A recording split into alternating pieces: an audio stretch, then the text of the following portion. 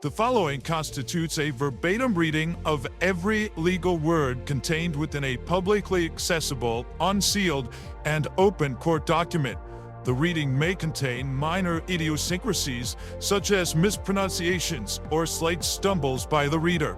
It is important to note the document being read and the evidence played and/or displayed is freely available to the public in its entirety. The purpose of this reading is solely to recite the words present in the transcripts without any alteration or interpretation of their meaning. All images shown are AI-generated and solely meant as a general representation of the people present in the courtroom. This reading is the case of the people of the state of New York against Donald J. Trump. Indictment number 71543/2023, falsifying business records, first degree. These proceedings are from May 13th, 2024, Part 59, morning session. This reading is brought to you by everylegalword.com and begins on page 3256. Calling people of the state of New York versus Donald J. Trump, indictment 71543/23, appearances starting with the people. For the people, ADA Joshua Steinglass, Susan Hoffinger, Matthew Colangelo, Becky Mangold, Christopher Conroy, and Catherine Ellis. Good morning. Good morning. Todd Blanche. I'm joined by Emil Bove, Susan Nicholas, Kendra Wharton, and President Donald Trump sitting to my right. Good morning, everyone. Good morning, Mr. Trump. Before we get started with the first witness, is there anything you would like to bring to my attention? No, Your Honor. I did receive the people's list of proposed jury charges. I glanced at them. I didn't have an opportunity to really digest them. I did want to address the separation agreement in general, the release issue that came up late on Friday. I had the opportunity to review it. It would come in as a business record, but I'm not going to allow it in. It seems to me that this would be used to justify an explanation for why somebody is not here. It doesn't prove any element of the offense. It doesn't move the ball in any way in satisfying your burden of proof. So I'm going to deny your application. Can I hold on to this one? If there's nothing else, let's get the jury, please. All rise. Parties stipulate that all jurors are present and properly seated. Yes. Good morning, jurors. Welcome back. People, your next witness, please. Thank you, Your Honor. The people call Michael Cohen. State your full name, spelling. Michael Dean Cohen, Cohen. Your county of residence. New York, New York. Good morning, Mr. Cohen. Good morning. You may inquire. Thank you, Judge. Good morning. Good morning. If I might ask, how old are you, Mr. Cohen? 57. Are you married? I am. How long have you been married? Going on 30 years. Do you have any children? I do. How old are your children? My daughter is 28. My son is 25. Well, 24. He'll be 25. Are you testifying here today pursuant to a subpoena? I am. Do you have an attorney here in court with you today? I do. Mr. Cohen, if you could tell the jury a little about where you grew up and your childhood education. I grew up in Lawrence, Long Island. It's part of the 5 towns in Nassau County. My father is a Holocaust survivor who ended up immigrating to Toronto, Canada, where he went to medical school, came to the United States in the mid-60s to teach head and neck reconstructive surgery. Met my mom, who is a surgical nurse. 4 children later, here I am. Where did you go to college? I went to the American University in Washington, D.C. What did you study in college? Law and government. After college, what did you do? I went straight to law school. Tell the jury a little bit about why you wanted to be a lawyer. Actually, I didn't want to be a lawyer. My grandmother wanted me to be a lawyer. My family is comprised of doctors and lawyers. My 3 siblings are lawyers. Obviously, my father, my uncles are either doctors or lawyers. The lawyers are married to doctors. I wanted to go to Wall Street. My grandmother was like, that's not going to happen. So you went to law school. Did you graduate from law school? Yes, What year? 1991. Were you admitted to practice law? Yes, Do you remember what year that was? 1992. After law school, where did you move? I was living at my parents' home and ultimately moved to Manhattan. Has New York City been your home since that time? Yes. Where did you start your legal career? I started over at 225 Broadway with a firm called Estrin and Associates. It was a personal injury, medical malpractice, tort litigation firm. In addition to practicing law, at some point in the 1990s, did you also buy part of a business in taxi medallions? I did. Explain why you did that. So one of my clients was leaving the country to move to Israel, and it gave me the opportunity to buy 50% interest in a company called Manhattan Maintenance. That was 1995, and so I did. I thought it was, and it turned out to be, at the time, a very good investment. Did you also invest in some real estate along the years? I did. Tell us a little bit about that. I started purchasing new developments, specifically in Trump properties.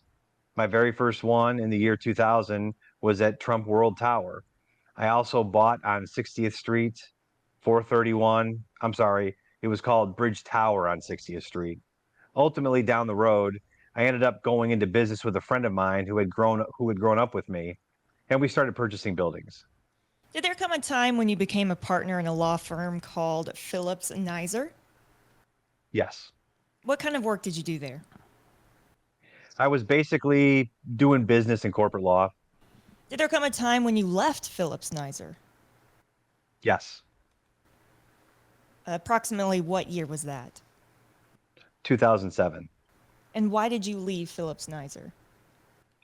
I left because I was offered an opportunity by Mr. Trump to come work at the Trump organization as his special counsel. Do you see Mr. Trump in court today? I do. Could you just indicate an article of clothing that he's wearing, please? He's wearing a blue and white tie. Indicating Mr. Trump. Thank you. Tell us how you came to work for Mr. Trump at the Trump organization. Initially, I was introduced to Mr. Trump by Don Jr. as I was moving into one of his properties. I had purchased several units, and Don Jr. and the Trump organization was doing the construction to put the units together. There was an issue over at Trump World Tower that Mr. Trump had asked me, because not only did I own an apartment there, but my parents did, my in-laws, my friends, we all bought as a block going back again to the year 2000. And there was an issue with the board. What we did is we ended up overtaking the board and resolving the issue, which was to Mr. Trump's satisfaction. He liked the way that had occurred, and then continued to ask me if I would assist in other issues, legal issues or other matters that he had. And did you perform some additional legal work for him at that time? I did. What? Some legal, some non-legal matters. Did he pay you for that work? No, ma'am. Did there come a time where this was when you were still at Phillips Nizer? Yes. Did there come a time when you presented him with a bill in connection with some work you had done in connection with one of his properties? Yes. Tell us a little bit about that. I was asked to review a series of documents that dealt with Trump Entertainment Resorts. There was an issue. Who was it who you asked you to do that first? Mr. Trump had asked me. Thank you. Again, Trump Entertainment Resorts. I reviewed it. It was quite lengthy. There was some issues going on there in regard to Chapter 11 reorganization plan. We ultimately ended up resolving it. And the bill was approximately $100,000. I was then asked to meet Mr. Trump at the office, which I did. And I asked about the bill. He asked me whether or not I was happy at my sleepy old firm. I stated I was. He said, do you want to come work for me? And I was honored. I was taken by surprise, and I agreed. What happened To go back for a moment to the bill for $100,000 that you presented from Philip Nizer, your firm, Correct. what happened with that bill? He asked me if I wanted to get fired on the first day, if I asked about the bill. So did the bill get paid? No. And you say he offered you a position at that point? Yes. Tell us a little bit about your discussion about the position that he was offering and the details of it. So he offered me the position of executive vice president at the Trump Organization and special counsel to Donald J. Trump, whereby I would only answer to him and I would work on issues that were of concern to him. Did you discuss at that point what your salary would be? We did. Tell us a little bit about that. It was a little bit back and forth negotiation. He offered me an amount. I said it's probably not going to work. I gave him a counter, and we ended up resolving on somewhere in the middle. Where did you end up? What's the number that you sort of ended up at? 375. Was that your base salary, bonuses? That's base salary. Bonus, of course, was to be discussed. So did you decide at that point to leave your law firm, Philip Nizer, and to work for Donald Trump at the Trump Organization? I never went back, not even that day. He sent over some employees to my office to pack up my office and gave Ivanka Trump's old office on the 26th floor. Is that near his office on the 26th floor? Yes. Are we talking about Trump Tower on 5th Avenue, Yes. where the Trump Organization offices were? Yes, ma'am. Approximately how many years did you end up working at the Trump Organization as Mr. Trump's special counsel? Is that what you said? Yes, ma'am. How long? 10 years. 2007 to approximately when? January of 2017. How old were you when you first started working at the Trump Organization for Mr. Trump? If you recall. I don't. Were you still in your 30s? Yes. And I think you mentioned it before, but when you started, what was your title? Executive Vice President and Special Counsel to Donald J. Trump. And just in terms of your salary and your bonus, approximately all in, how much were you making at the Trump Organization? $525,000. And did that change over the years, or did it largely stay the same? Well, it changed. Initially, after the second year, he cut my salary. Ultimately, gave it back 2 years after that, but it stayed the same. Tell the jury a little bit about what kind of matters you handled for Donald Trump at the Trump Organization during that 10 years. It was whatever concerned him, whatever he wanted. Initially, when I first started working at the Trump Organization, I was presented with an opportunity, and I brought it up to Mr. Trump immediately. We liked it. It was in New Jersey. It was called the NCAP Golf Redevelopment Project. It was a 1,000-acre landfill remediation project. And this was all very exciting to me because it was all new and I enjoyed the challenge. And along with 2 other colleagues, we started to get this project up and running. It ultimately didn't come to fruition because the funding got pulled by Governor Corzine in New Jersey at the time. But it was an exciting project. So this is one of the projects that you handled for him? Yes, Who did you report to at the Trump Organization? Mr. Trump. Were you at any time part of the General Counsel's office at the Trump Organization?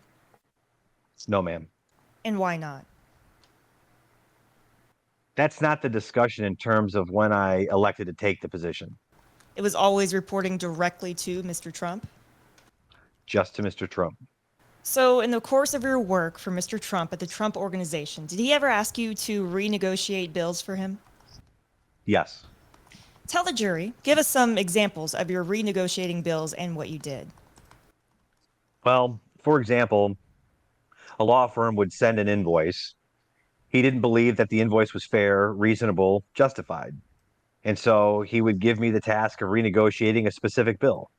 Did you ever renegotiate bills from other types of vendors, for example, regarding Trump University? Yes. Tell us a little bit about that. So Trump University fell into trouble, and there were approximately 50 vendors that had not been paid. There was a sum certain that was in the bank at the time, approximately 2 million. Unfortunately, the bills far exceeded that 2 million, but Trump was not going to fund the balance. And so what I did is I put them into a spreadsheet, a handwritten spreadsheet, divided it by the 2 million, and came up with basically 20% of everyone's invoice. I contacted each and every one of the vendors, and all but two accepted, ultimately the 20%. We had releases drafted, and upon the receipt of the release within 48 hours, we had checks sent to them by FedEx. So, did Mr. Trump ask you to renegotiate all those bills regarding Trump University? Yes. And you said all but two. What happened with the other two vendors? They just went away. You mean, did you pay them? No, ma'am. Now, once you accomplished that task for Mr. Trump of renegotiating all those bills with Trump University, did you report back to him? Yes, but not in its totality. Each and every release was separate. I would go straight into Mr. Trump's office and I would advise him of the task being accomplished. Why did you do that? For two reasons. The first was so that he knew I was on it and I was doing what he had asked. The second was really to obtain credit so that he understood that, again, I was accomplishing what he wanted. Do you have a memory of advising him about accomplishing that task of reducing the payments to vendors and his reaction? Do you have a memory of that? Yes. What do you remember him saying when you told him you accomplished that task? It's fantastic. It's great. How did that make you feel? Like I was on top of the world. Did you renegotiate other bills for Mr. Trump at the Trump Organization besides the ones you just mentioned? Yes. From your experience over the 10 years working at the Trump Organization, are you aware whether Mr. Trump directed other employees or executives to negotiate bills, not to take the first bill, but to negotiate them down? Yes. Let me ask you a question, Mr. Cohen. During the years that you worked for Mr. Trump at the Trump Organization, did you threaten at times to sue people or companies during those years? Yes. And explain why you did that. Well, it would depend on what the issue was. We had an issue, for example, with a Miss USA pageant contestant, who Mr. Trump was being defamed. The Universe organization. So he brought an arbitration against her. That matter ultimately got resolved. If, with the press as an example, that if they had said something that angered him, I would reach out to the press and I would express to them their need to either redact or take the article down, or we would file an action against them.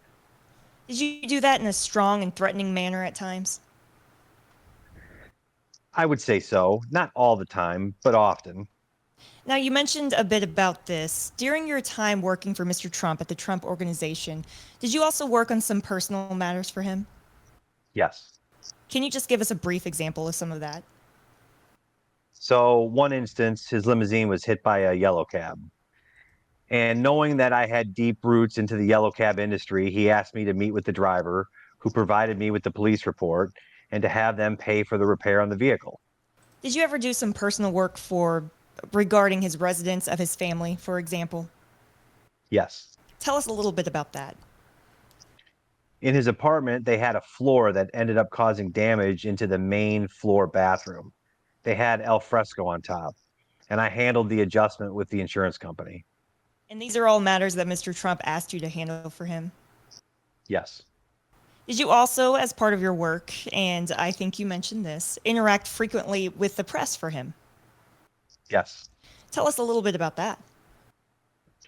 Again, if it was in order to place a story that would be advantageous in some way, shape, or form, I would speak with them. If there was an article that caused him displeasure, I would speak with them about that as well. So, did you work with the press to try to minimize negative stories and sort of enhance positive stories about Mr. Trump and his business? Yes. Was that a good part of your work for him, interacting with the press for him? It was a portion of it, yes. Now, you mentioned that you worked at Trump Tower at the offices of the Trump Organization. Is that right? That's correct. During the time that you worked there, where, approximately, was your office in relation to Mr. Trump's office?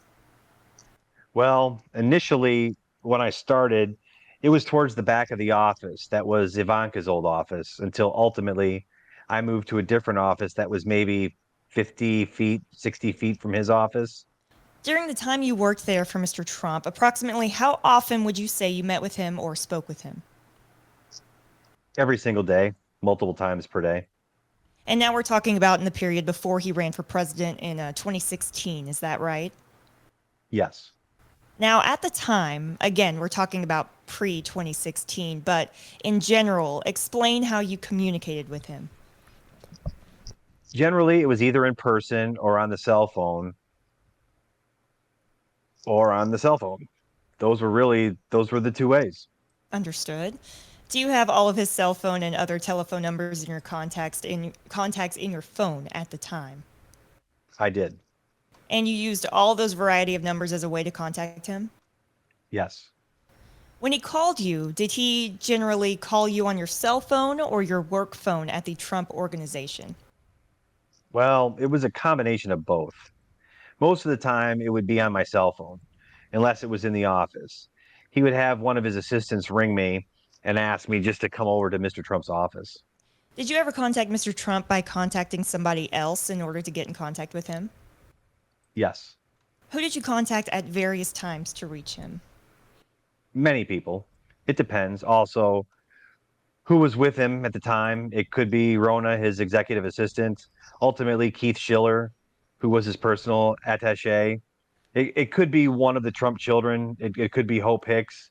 It was any number of people. And you had, for example, Keith Schiller's number in your contacts as well, right? Yes. And Hope Hicks' number in your contacts as well. And you use those numbers in your contacts to make those calls. Is that right? Yes, ma'am. As far as you know, did Mr. Trump use email to do his work? No. Mr. Trump never had an email address. Did he ever comment to you about folks who, time to time, get in trouble using email? Yes. Can you tell us about that? Yes. During certain conversations, he would comment that emails are like written papers. He knows too many people who have gone down as a direct result of having emails that prosecutors can use in a case. When you say going down, you mean getting in some sort of trouble? Yes, ma'am. When you met him in person, you said, where did you generally meet him? In his office, What times of day generally in his office? all throughout the day.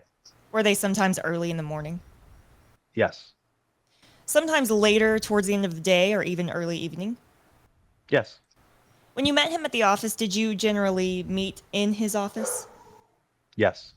Did you need to make an appointment to go see him in his office? No, ma'am.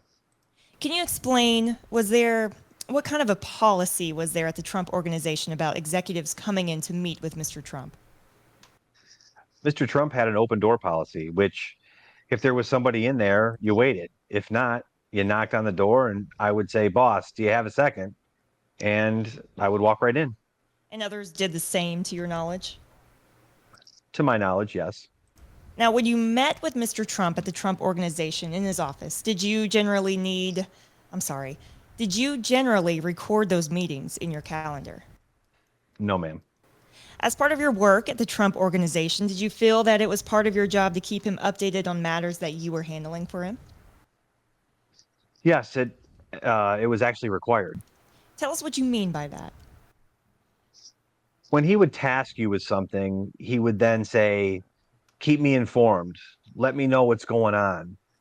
And what he was saying, what everyone did is, as soon as you had a result, an answer, you would go straight back and tell him, especially if it was a matter that was troubling to him. So, two things, just to break that down.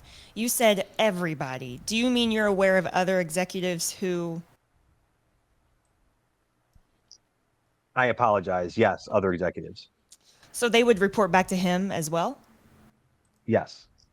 But you felt it was part of your job and what he wanted from you to promptly report to him when you were handling a matter for him about the progress and whether it was resolved? Yes, and that's what I did. Did you have a sense, or did you learn from your experiences with him, that if you didn't keep him updated or things didn't go well that you were working on, that would create an issue for Mr. Trump? Yes. Can you explain that just a little bit? If you didn't immediately provide him with the information and he learned of it in another manner, that wouldn't go over well for you. To the extent that you discussed the requirement to report frequently to Mr. Trump, was it your sense, based on working with him, that he was a micromanager about the work of his organization and of which he was concerned? Yes, ma'am. Did you have a way of referring to Mr. Trump when you worked for him? Yes. What was that? I would call him boss or Mr. Trump. And in working for him for 10 years, all the variety of the types of work that you did for him, what was it like for you? How did you feel about working at the Trump organization during those years? It was fantastic. It was working for him, especially during those 10 years, was an amazing experience in many, many ways. There were great times. There were several less than great times. But for the most part, I enjoyed the responsibilities that were given to me. I enjoyed working with my colleagues at the Trump organization, the Trump children. It was a big family. During the years that you worked for him at the Trump organization, did you at times lie for him? I did, Why did you do that? because it's what was needed in order to accomplish a task. Was there also did you feel a sense of obligation towards him as well? Yes, Did you at times during your work for the Trump organization, at the Trump organization for Mr. Trump, bully people for him? yes, ma'am. Why did you do that? Again, and in order to accomplish the task. The only thing that was on my mind was to accomplish the task to make him happy. Now, over the years that you worked for him, did he reward you with some additional titles? Yes. Tell us just a little bit about that. Well, he placed me on the board of the Miss Universe organization. There were 3 members, Mr. Trump, Alan Weisselberg, and myself. Years later, myself and another colleague were made co-presidents of Trump Productions. I sat on the board of 5 different Trump properties as treasurer. Those were some of the additional titles that he rewarded you with. Yes, ma'am. Are you aware that in connection with your work for him, some people described you as his fixer? Yes. Some have described me as that. From your perspective, is that in some ways an accurate title, an accurate moniker? It's fair. A reminder, you are listening to a reading of the transcript of the case of the people of the state of New York against Donald J. Trump, indictment number 71543/2023. To ensure future court transcript readings of this and other cases, we kindly ask you to visit everylegalword.com and support this cause. We now resume this reading where we left off. I just want to ask you some questions about your telephone numbers, and I'm going to ask you only about the last 4 digits of some of those numbers. During the period of 2015 to 2017, when you were working at the Trump organization, did you use a cell phone number ending in 6866? I did. Did you also use a cell phone number ending in 0114? I did. And did you continue to use those 2 numbers for a period of time after you left the Trump organization? Yes, ma'am. Do you still continue to this day to use the cell phone number ending in 0114? Yes. Now, during the time that you worked at the Trump organization for Mr. Trump, you also had a landline work number, is that right? That's correct. Was that 212-836-3212? Yes, ma'am. Obviously, you no longer use that number. No, ma'am. After you left the Trump organization, did you also have a number associated with a law firm in New York? Yes. Was that 212-872-9849? Yes. Obviously, you don't still use that number. No, ma'am. In connection with the investigation of this case, did our office ask you to provide 2 cell phones that you had used for a period of time up until April of 2018? Yes.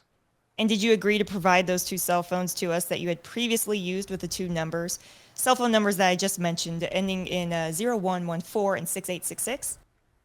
Yes, I did. Did you provide those phones to us in January of 2023? Sounds correct. Yes.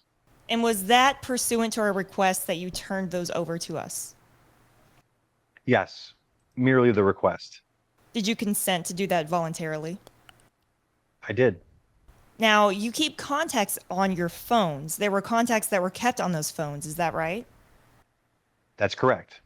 What kind of information, just generally, was in your contacts on those phones? Names, email addresses, potential addresses, cell phone numbers, home numbers, fax numbers. Were there also sometimes other information associated with folks whose contacts you had in there? Yes, ma'am. Did you keep anybody else's contacts in your phone as well? Personal ones, yes. In other words, however, what I'm talking about is not just your contacts, of your contacts and the folks that you know, but did you also at some point include or sync with your contacts somebody else's contacts? I did. Tell the jury about that. Actually, I didn't do it. It was done by the IT people. I was spending a significant amount of time with Mr. Trump, and we ultimately decided, he agreed, to have his contact number synced to my cell number to my account as well. That way, if we needed to travel, if he needed to get somebody on the phone, he would just say, Michael, get me so and so, and on the line, and I would have gotten them on the cell phone. As a result of this syncing process, did your personal contacts also end up in his phone? I'm not certain about that. You're not certain. Just his contacts in your phone? Yes, ma'am. Do you remember approximately when you synced or someone else synced his contacts into your phone, if you know? I don't. I don't. As a result of having both your contacts and Mr. Trump's contacts in your phone, did you have over 30,000 contacts in your phone? Yes, ma'am. During the time you worked at the Trump Organization for Mr. Trump, was your email address mcohen@trumporg.com? Yes, it was. After you left the Trump Organization during the years of 2017 and 2018, did you also use another email address, mcohen@mdpc.com? Yes, You no longer have that email address, is that right? that's correct. Did you also use a personal Gmail address that you still currently use? Yes. Mr. Cohen, do you know someone named David Pecker? I do. Who is he and how do you know him? I knew David Pecker before I even knew Mr. Trump. We had mutual friends, and we had met at a function in Long Island many, many years ago, and then was reacquainted with David Pecker, who is the president CEO of AMI. Most people know him more from his magazines and his newspapers, National Enquirer, Star, OK, and Men's Health, etc. Did you, from time to time, speak to Mr. Pecker, even before you started at the Trump Organization? Not regularly, no. Once you were at the Trump Organization and introduced to him again by Mr. Trump, did you speak to him from time to time? Yes. When you spoke to him, did you speak to him by phone? Yes. Did you have his cell phone and work numbers in your phone contacts? Yes. Did you use those contacts to speak with him? Yes, ma'am. At times, did you also speak with Mr. Pecker using an encrypted application called Signal? Yes. Why did you do that?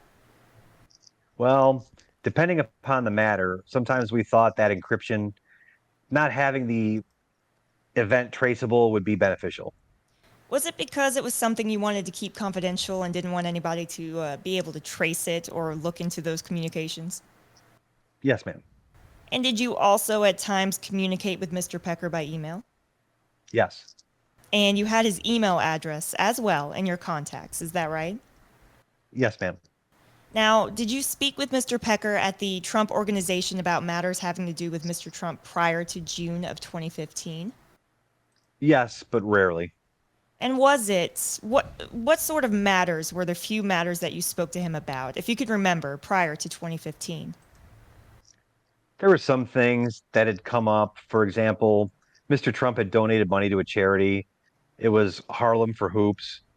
We had come into information that they had no funding, and I brought it to Mr. Trump's attention.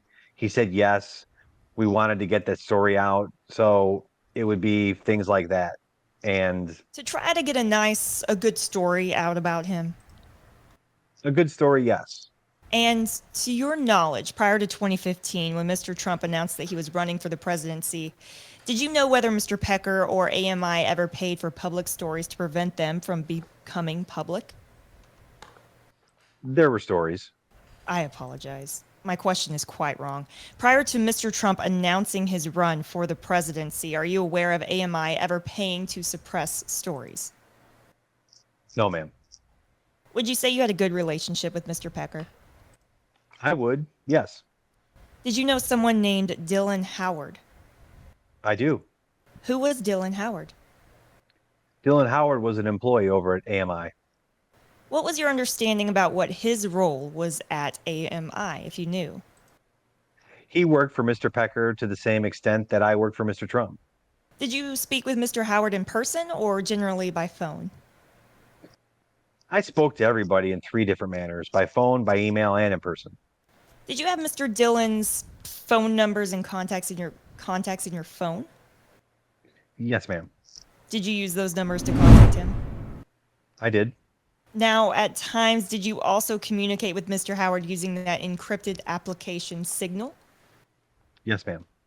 And why did you choose to do that with your communications with Mr. Howard? For the same reason, it was a sensitive matter that we wanted to keep private. Did you also communicate by text with Mr. Howard? Yes. And sometimes by email? Yes. Again, using your contacts that you had on your phone. Yes, ma'am. Did there come a time in 2011 that Mr. Trump was exploring a run for the presidency? Yes. Can you tell us a little bit about that? So in 2011, I had come across, while reading the paper, a poll that stated 6% of all the people who had taken the poll thought Mr. Trump should be president of the United States of America. And so I took that article and brought it to Mr. Trump. And I said, "What do you think?" He said, "It's interesting.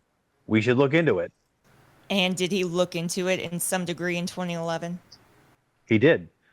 Do you recall whether he spoke publicly in 2011 about exploring a run for the presidency? He did. That was post I had created for him, my own website called shouldtrumprun.com. And many people came to that website. It was further proof that his name recognition, his popularity, especially because of the hit show The Apprentice, was so strong. And just to go back to the question, do you remember giving some public speech, him giving public speeches about his considering a run for the presidency in 2011? Yes. Were those, if you recall, covered in the news? Yes.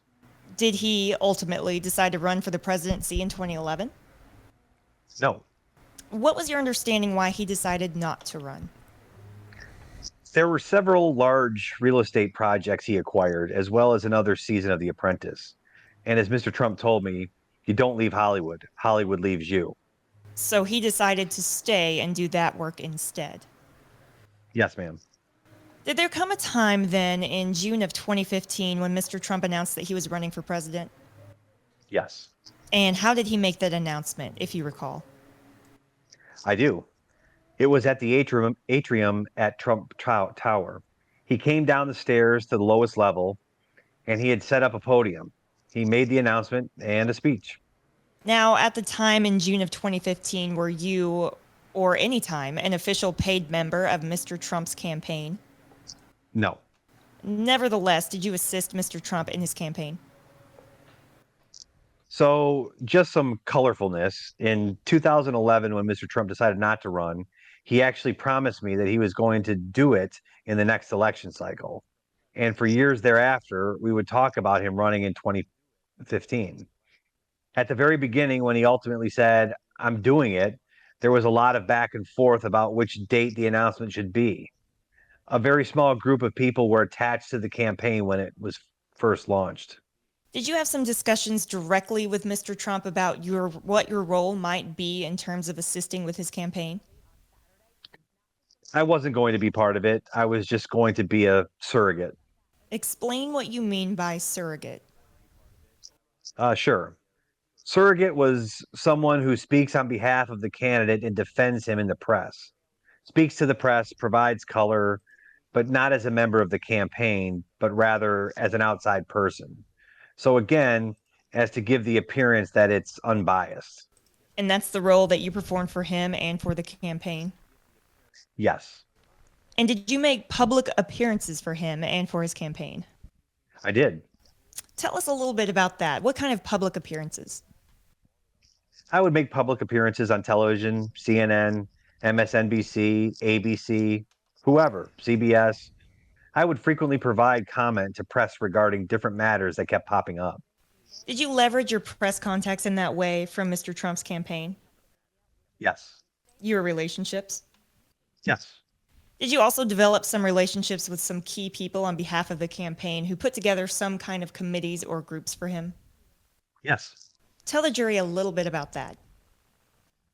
So while watching the rallies, I had gone to Mr. Trump and I said, one of the things that I notice is that it's very white and we really need diversity.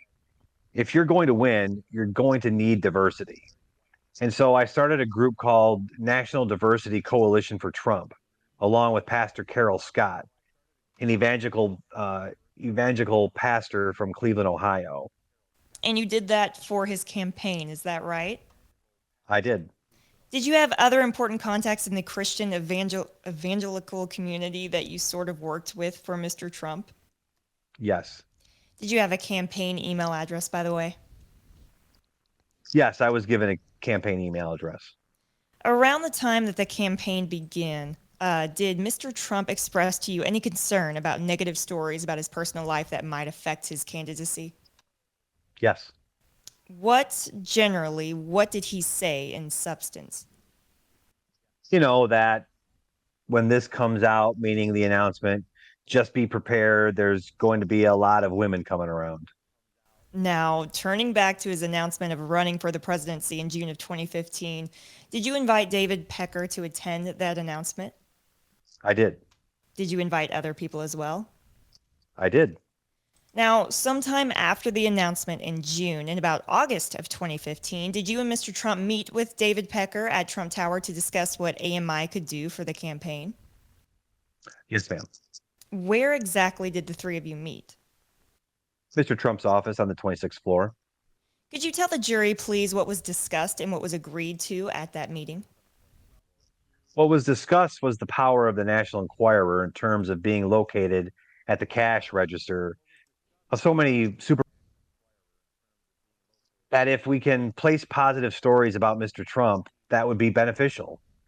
That if we could place negative stories about some of the other candidates, that would also be beneficial. Was there anything else that Mr. Pecker said he could also do for Mr. Trump's candidacy? Yeah. What in substance did he say?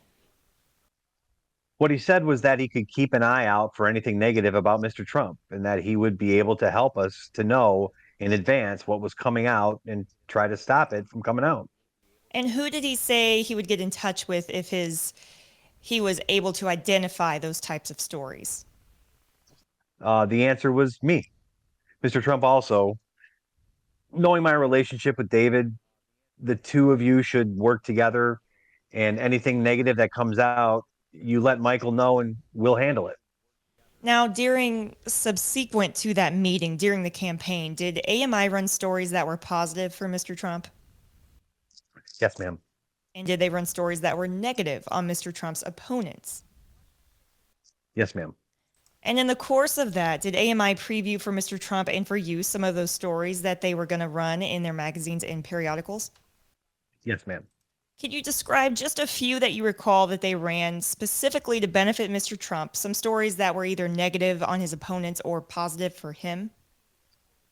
So some of the negative ones that I would receive from David or from Dylan Howard was Hillary Clinton wearing very thick glasses and some allegations that she had some brain injury. There was Ted Cruz, a photo of his father with Lee Harvey Oswald, claiming that Ted Cruz's father was involved in the assassination of JFK. There was an article on Marco Rubio in a swimming pool with a bunch of other men claiming that they were having a drug binge of some sort. Did AMI sometimes send over the covers of some of these stories to you before they ran them? Yes. And what did you do with that material when they sent it over to you? Immediately showed it to Mr. Trump. And for what purpose did you show it to Mr. Trump? so that he knew that David was loyal, was on board, was doing everything that he said he was going to do in that August meeting and was actually doing it. And do you recall from time to time when you showed Mr. Trump some of these stories, what in general, his reactions were? That's fantastic. That's unbelievable. Now, did AMI ever actually seek your input into the types of stories or the content of some of the stories that they were going to run? Yes. Can we show, please, People's Exhibit 166, which is in evidence? Are you able to read that, Mr. Cohen? Yes, ma'am. Do you recognize generally this email? I do. Can you just tell the jury a little bit about what this email was? This is an email from me, Trump.org, on January 6, 2016, to Barry Levine and CC to Dylan Howard. Barry Levine was an employee as well at AMI. Did Barry Levine send you something in this email? Yes. What did he send you? He sent to me an email that says, Michael, greetings and Happy New Year. As our readers can't get enough of Mr. Trump, we are repackaging and repurposing past material from our files and adding additional material. Of course, also of a positive nature. Then goes on, there's a series of bullet points. Donald was quietly given away. He's describing the content of some of these articles. Yes. Can we blow up the top email to Barry Levine? And you copied Dylan Howard on it. Read your response. I stated, yes, take out the part of the penthouse pet Sandra as it offers nothing. Also, I would like to reword the part about Atlantic City. Let's speak tomorrow. Why did you ask AMI to remove the penthouse pet reference? I thought it would be negative to Mr. Trump as, again, it dealt with women in penthouse. And did AMI agree to make the edits that you suggested? Yes, ma'am. What is the title of this story? Can you just scroll down just a little bit? Thank you so much. The title of that story, can you see what the title of that story was going to be? Was it The Trump That Nobody Knows? Yes. It was going to go under the headline, The Donald Trump Nobody Knows. And I'm sorry, would you say again what the date of this email was? January 6, 2016. Okay. And can we now take that down and put up People's 152 in evidence? And can we direct your attention to the article entitled The Trump Nobody Knows? And maybe you can just center on that. Did this article actually come out Yes, ma'am. that you spoke to AMI about? I'm sorry? That's all right. You said that the email that you sent was either January 6th of 2016. And what's the date of this article here? It was posted on January 13th of 2016. So about a week later, AMI ran the article with your suggestions. Yes, ma'am. And is this an example of your working with AMI to get articles out that benefited Mr. Trump's campaign? It is an example. And this was consistent with what was discussed at the Trump Tower meeting with Mr. Pecker and Mr. Trump? Yes. Thank you. We can take that down. Now, in the fall of 2015, did you come to learn of a negative story being circulated by a former doorman at Trump Tower? Yes, ma'am. And how did you learn of that story? I was told of the story by either David Pecker or Dylan Howard. And very briefly, what was the nature of the story that they indicated to you was out there circulating? That there was a love child. Actually, I think I take my question back about the circulating, that they heard about the doorman who had this story, right? Yes, ma'am. After you learned of the story, did you speak to Mr. Trump about it? I did. Why did you do that? Well, I went to him immediately to advise him that there was a story because it was a negative story for him and to get his direction on what he wanted me to do. Did you indicate to him at the time the name of the employees who were referenced in this potential story? Yes, I provided him with all the information. And did it involve actually two employees at the Trump organization Yes, ma'am. who were married to each other? Yes. Did Mr. Trump, can you describe your conversation that you had with Mr. Trump when you advised him of this? What did he tell you to do? He told me to make sure that this story doesn't get out. You handle it. Did he ask you Also, to do anything with respect to the affected employees? Yes. What did he say in substance? He asked me to speak to them and let them know it's being taken care of. Now, what did you do in terms of, at that point, in terms of making sure that the story didn't get out? I work with David Pecker and Dylan Howard And you worked with them to do what? in order to obtain the story, all of the life rights to the story. Who did you understand was going to either purchase or try to take care of, well, take care of purchasing the life rights to the story, or otherwise making sure that the story didn't get out? David Pecker. And along the way, did either Dylan Howard or David Pecker update you about what they were doing with respect to that story? Yes, ma'am. And as the matter progressed and you got updates from Dylan Howard or David Pecker, did you update Mr. Trump about the matter? Immediately. Now, at some point, did you learn that AMI had entered into an agreement with the doorman regarding the story? Yes. What did you learn, just briefly, about what the general terms were of the agreement with that AMI entered into with this particular doorman? That they were going to pay him $30,000. They were executing an agreement with the doorman in order to obtain the life rights to the story. And when you say to obtain the life rights, was it to publish the story or not publish the story? It was to not publish the story. But to control the life rights so that nobody else could publish it. Correct. Take it off the market. Now, did you update, actually, when Dylan Howard and Mr. Pecker told you they were going to do that, they were going to acquire the life rights for $30,000, did you tell them that Mr. Trump would be grateful? Absolutely. And when you spoke to Mr. Trump about it, was he grateful? Absolutely. Now, did AMI at some point send you their agreement with the doorman for those life rights for $30,000? Yes, And did you review it? I did. Why did you review it?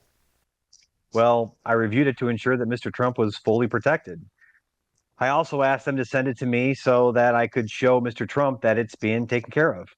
And did you, when you reviewed that agreement, did you provide AMI with any feedback about the terms in the agreement? I did. What did you tell them? I thought that there needed to be a clause in there, a significant penalty for $1 million per violation of any of the terms of the agreement to ensure that the doorman knew not to go ahead and talk about this matter. So you suggested that there be a heavy hammer to make sure that he didn't break the terms of the agreement. Yes, ma'am. Did you also suggest some other term involving perpetuity for this agreement? Yes. Can you explain that? What I found was that the agreement had what I considered to be an end date to it. And so rather I said, why not let's make this in perpetuity. What does that mean in perpetuity? It means that it's forever, that he owns the document. They own the story forever, and it can never come out. And did AMI agree to include that term as well in the agreement? He did. Can we put up, please, People's 165 in evidence? And do you recognize that email, first of all? I do. Who is it from and who is it to? It's from Dylan Howard on December 19th of 2015 to me at the Trump org with the subject headline of update. It reads, Michael, it was remiss of me not to contact you yesterday. We were on deadline for the magazine. Nevertheless, I wanted to confirm that the source executed an addendum to the agreement with a liquidated damages clause. He has been compensated accordingly. Cheers, Dylan. Can we also put up now People's 155 in evidence? Is it possible to blow that up just a little bit? Do you recognize that, Mr. Cohen? I do, ma'am. What is that?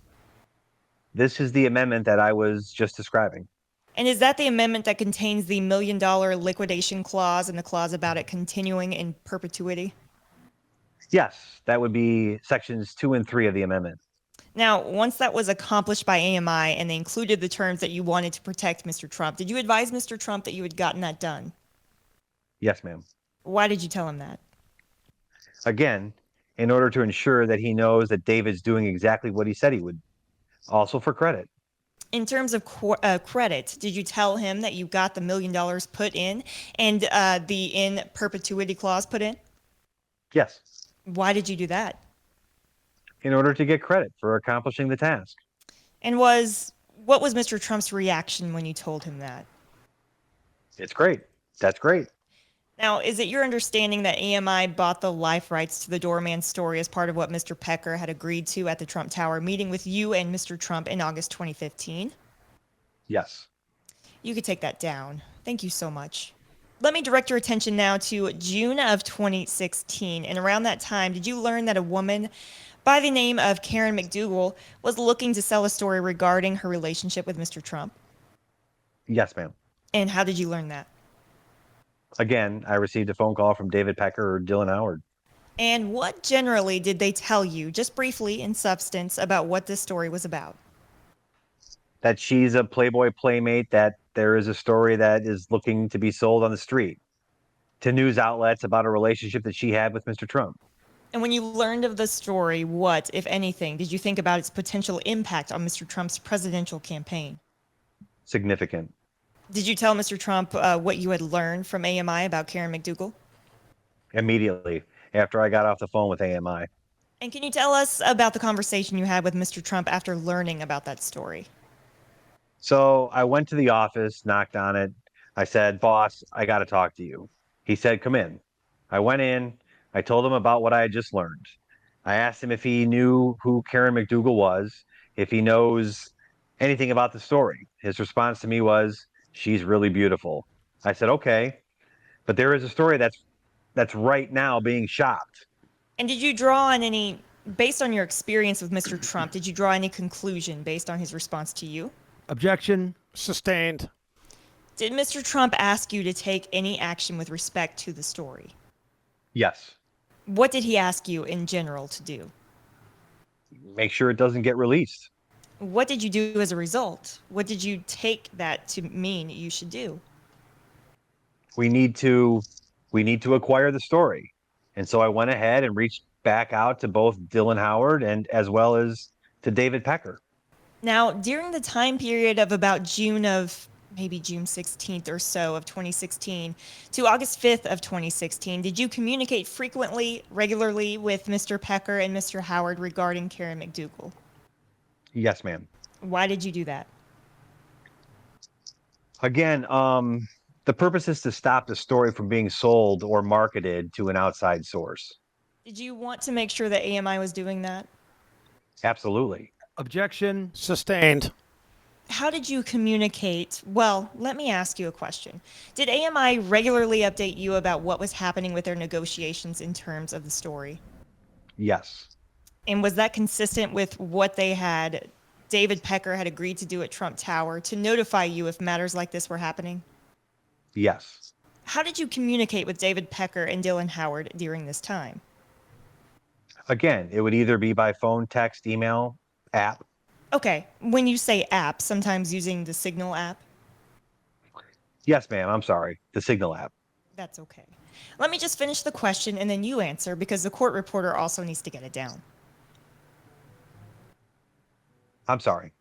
And did you use, for this transaction that you were working with AMI, did you use the Signal app? I believe so. And why was that?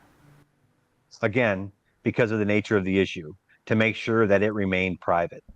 At various times when you were receiving updates from either Dylan Howard or David Pecker about the progress with Karen McDougal, did you update Mr. Trump frequently? Yes. Can we put up now, please, People's Exhibit 177A, which is also in evidence? Now, I'm just going to ask you, do you recognize these texts between yourself and Dylan Howard during this time period from about June 16th of 2016 to November 1st of 2016? I think it says here June 20th of 2016. My apologies. Do you recognize these texts during the time period that's referenced in this exhibit? I do. Let's take a look at first, please, the text with Dylan Howard on June 16th of 2016. Can you read out for the jury all of the text from June 16th of 2016? And along the way, you can tell the jury what they refer to and what they mean. So this is a June 16th of 2016 communication between Dylan Howard and myself, and it states, meeting will be on Monday per their terms, Dylan. And what's your response? My response back was, understood. Thank you for everything. And what did you understand this was about in terms of the meeting on their terms? This is about meeting with Karen McDougal and her people. Now, let me direct your attention. What is the date of this? The date is June 16th of 2016. And can we take that down for a moment and show People's Exhibit 262 in evidence? Do you recognize these texts with Keith Schiller, between yourself and Keith Schiller? I do. Now, you recall that you told the jury that sometimes you spoke to or contacted Keith Schiller in order to get in touch with Mr. Trump? Yes. Can we look at page 2, please? Lines 16 to 20, dated June 16th of 2016. Can you see if we can call those out? Mr. Cohen, can you read those texts between yourself and Keith Schiller on that same day, June 16th of 2016? Yes, ma'am. So this was from me to Keith Schiller asking, can we speak? I need you. And what does he respond? He then responds, I didn't receive. His response? I didn't receive a response back. And so I followed it up with another that says, you there? He then responds to me, on Dallas. I think he meant in Dallas. I then responded to him, where's the boss? Which of course referenced Mr. Trump. He then responds to me, next to me. And then I then ask, is he free to speak? A reminder, you are listening to a reading of the transcript of the case of the people of the state of New York against Donald J. Trump, indictment number 71543/2023. To ensure future court transcript readings of this and other cases, we kindly ask you to visit everylegalword.com and support this cause. We now resume this reading where we left off. Why are you trying to reach Mr. Trump on this date of June 16th, 2016? Regarding the Karen McDougal matter.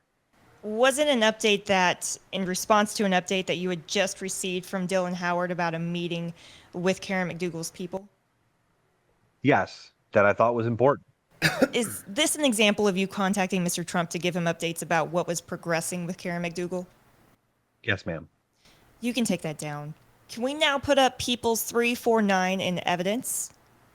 And take a look at the call on 6/16 of 2016. Do you recognize these?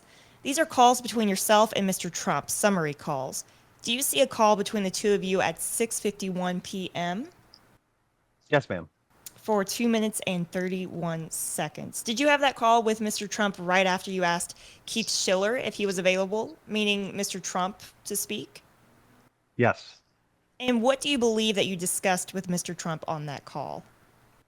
The updates that I received on the Karen McDougal matter. Thank you. You can take that down.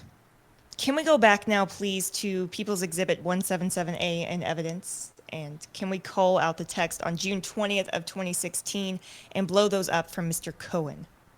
Thank you. Can you start with a text from Dylan Howard that says, I'm about to meet her. Her name is Karen McDougal. Yes, ma'am. Former Playboy playmate. So I received a series of messages. This one is dated Monday, June 20th of 2016, whereby Dylan Howard sends to me, I'm about to meet with her. Her name is Karen McDougal, former Playboy playmate. I then respond to Mr. Howard, okay, we need to speak. He then responds to me, yes. He then responds to me again, when we break. And I respond back, okay. He then sends to me a response. It says Spike, but it means spoke to DP, referencing David Pecker. We just broke. I'm wrapping up with them, and then we will convene a three-way call between us all to sort this out. Understand, I've got this locked down for you. I won't let it get out of my grasp. I won't let it out of my grasp. Now, did you insist at this time on having a call with Dylan Howard right after he met with Karen McDougal? Yes, ma'am. And why did you do that? Because I needed to get an update so I could provide it to Mr. Trump. And shortly after these updates from Mr. Howard, did you actually have a call with both Dylan Howard and David Pecker to find out about their interview with Karen McDougal? Yes, ma'am. And what was the substance of what they told you during that three-person call about progress with Karen McDougal? That they believe that they have this under control, as Dylan had stated to me. I will get this locked down for you. I won't let it out of my grasp. Did Dylan Howard tell you what his opinion was about whether he believed that Karen McDougal had a relationship with Mr. Trump? Objection. Sustained. Was it important for you to have that call with Dylan Howard and David Pecker? Yes. And that's to make sure that things were being taken care of for Mr. Trump? Yes. Did you have another call later that night with Dylan Howard to have some further conversations about the progress of the deal? Yes. Now, you said you did update Mr. Trump on the progress at that point with Karen McDougal. Yes, ma'am. And do you know whether at that time that update was either in person or by telephone? I don't recall. I'm going to direct your attention now to a little bit later in June, of 2016, maybe a week or so around the same time. Were you present for a conversation that Mr. Trump had directly with David Pecker about the Karen McDougal matter? Yes, ma'am. Where were you when you were present for and overheard that conversation? In Mr. Trump's office. And who else was in the office besides yourself and Mr. Trump? It was just the two of you? I believe so, yes. And did he have a call at that point with Mr. Pecker? Yes. How did he make that call? He had the call put through, and he had a speaker box on his desk. And instead of lifting up the phone, he used the speaker box, so I was able to hear. And can you tell the jury about what you recall from that conversation with Mr. Trump had with Mr. Pecker? He asked him how things were going with the matter, and David said, "We have this under control, and we will take care of this." Was there a discussion on that call about how much it might cost to buy the story and who might pay for it? Yes, ma'am. Just in substance, what was that conversation? So David had stated that it's going to cost them $150,000 to control the story, to which Mr. Trump replied, "No problem, I will take care of it." Was there an understanding about who would initially purchase that story? Yes. And who was discussed on that call that would purchase that story? AMI was going to lay out the funds, and as Mr. Trump had stated to David, "I will take care of it." And what did you understand that to mean? He was going to buy it back. But it wasn't. I'm sorry, pay it back. Was it described at that point how that might occur? No, ma'am. After that call, did you then have a call Mr. Pecker? Yes. And tell us a little bit about that conversation that you had with Mr. Pecker. I just wanted to make sure that I was being updated regarding the entire matter. Did you let him know on that call that you had overheard that conversation that he had with Mr. Trump? Yes. Now, let's put back up, if we could, please. 177A, Mr. Cohen's text with Dylan Howard. And now the text on July 28th of 2016 through July 29th of 2016. And let's see if we can call those out for Mr. Cohen to read. So it's Thursday, July 28th of 2016. It's from me to Dylan Howard. "Can you call me?" Dylan Howard responds back, "I've not heard back from our guy yet, so no update. Let me call him this AM and get the latest. Does that work?"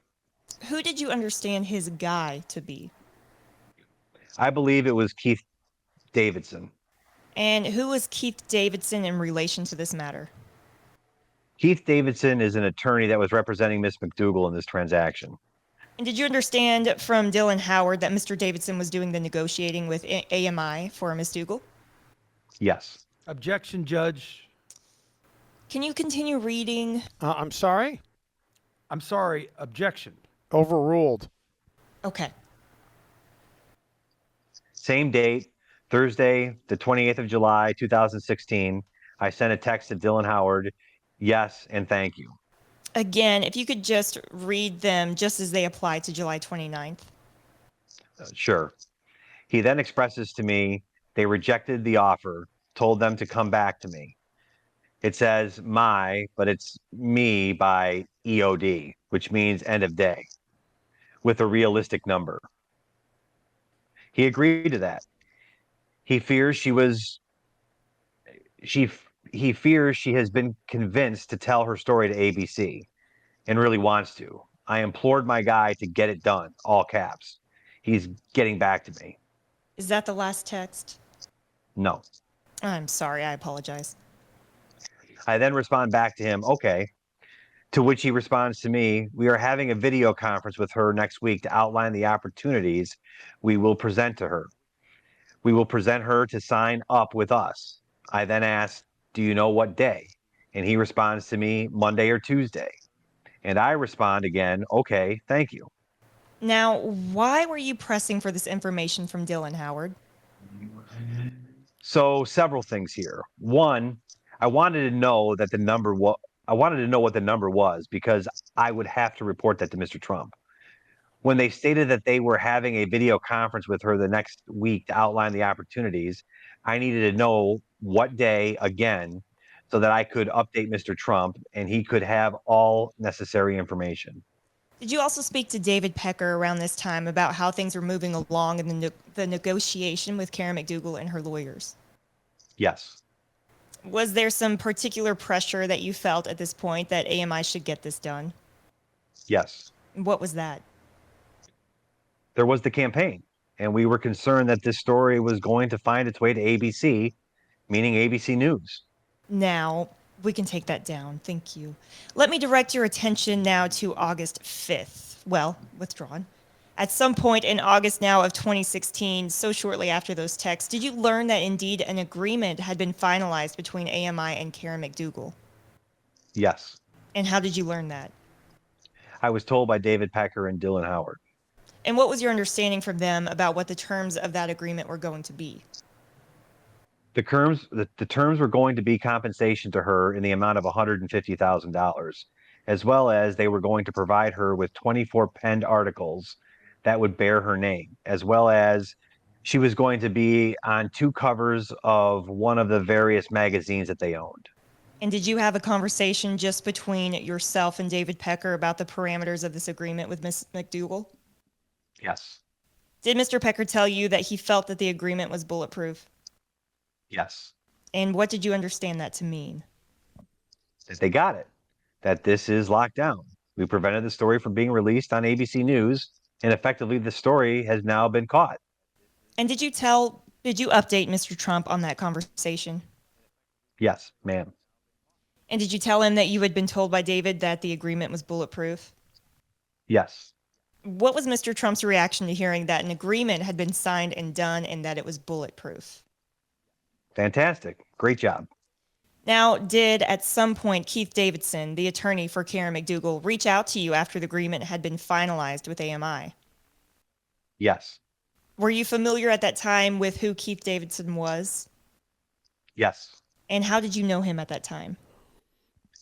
I had worked with Keith Davidson back in 2011 when there was a story that was out that dealt with Stormy Daniels. And in that story, it was on a website called thedirty.com that Stormy actually wanted it taken down, and we had worked together to effectuate that. To take the story down from the dirty? Yes. Now, let me have you take a look, please, at People's Exhibit 62 in evidence.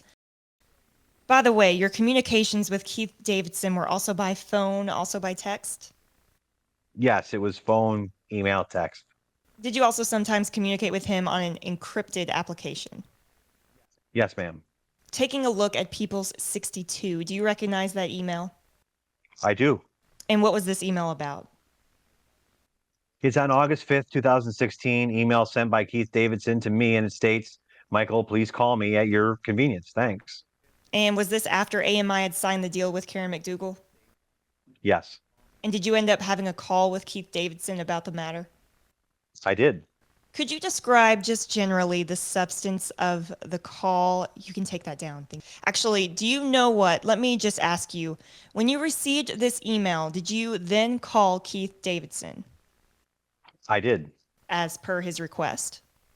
Yes. All right. So tell us, if you would just briefly, what the conversation was with Keith Davidson. Great job. The boss, I'm obviously very happy about it. The matter is now resolved. Did Keith tell you that he had resolved the matter? Yes. And that was you telling him that the boss would be very pleased and thank you and good job? Yes. What's your understanding of why Keith Davidson reached out to you after this deal was concluded? Objection. Sustained. Now, after AMI finalized the deal with Karen McDougal and paid the $150,000 for the life rights and also for the other that she was going to be doing, did you have any conversations with Mr. Pecker about Mr. Trump reimbursing AMI for the money that AMI put out? Yes. Tell us a little bit about that. So David had asked me when he should anticipate receiving or being paid back the $150,000. He needed to get the $150,000. That he wanted the $150,000 back because it was too much money for him to hide from the CEO of the parent company. And he had also just laid out $30,000 previously. So he was putting pressure on me to speak to Mr. Trump and to get the money back. Did you have several conversations with Mr. Pecker where he urged you to try to move it along and get him repaid? Yes. I don't know if I would characterize it as urge as much as he insisted. Was he upset about it? Very. So, directing your attention now to about September of 2016, did you have lunch with Mr. Pecker where he pressed you further on that matter? Yes. Can you tell us a little bit about that matter? So he asked me if I would meet him at his favorite Italian restaurant, and I went to meet him. And again, he expressed his anger that I need to get this money back. And I said, look, Mr. Trump told you that he would pay you back, so I'll pay you back. Did you, after the lunch meeting with Mr. Pecker where he was, as you say, upset about not being repaid, did you talk to Mr. Trump about that? Did you inform him of that? I did.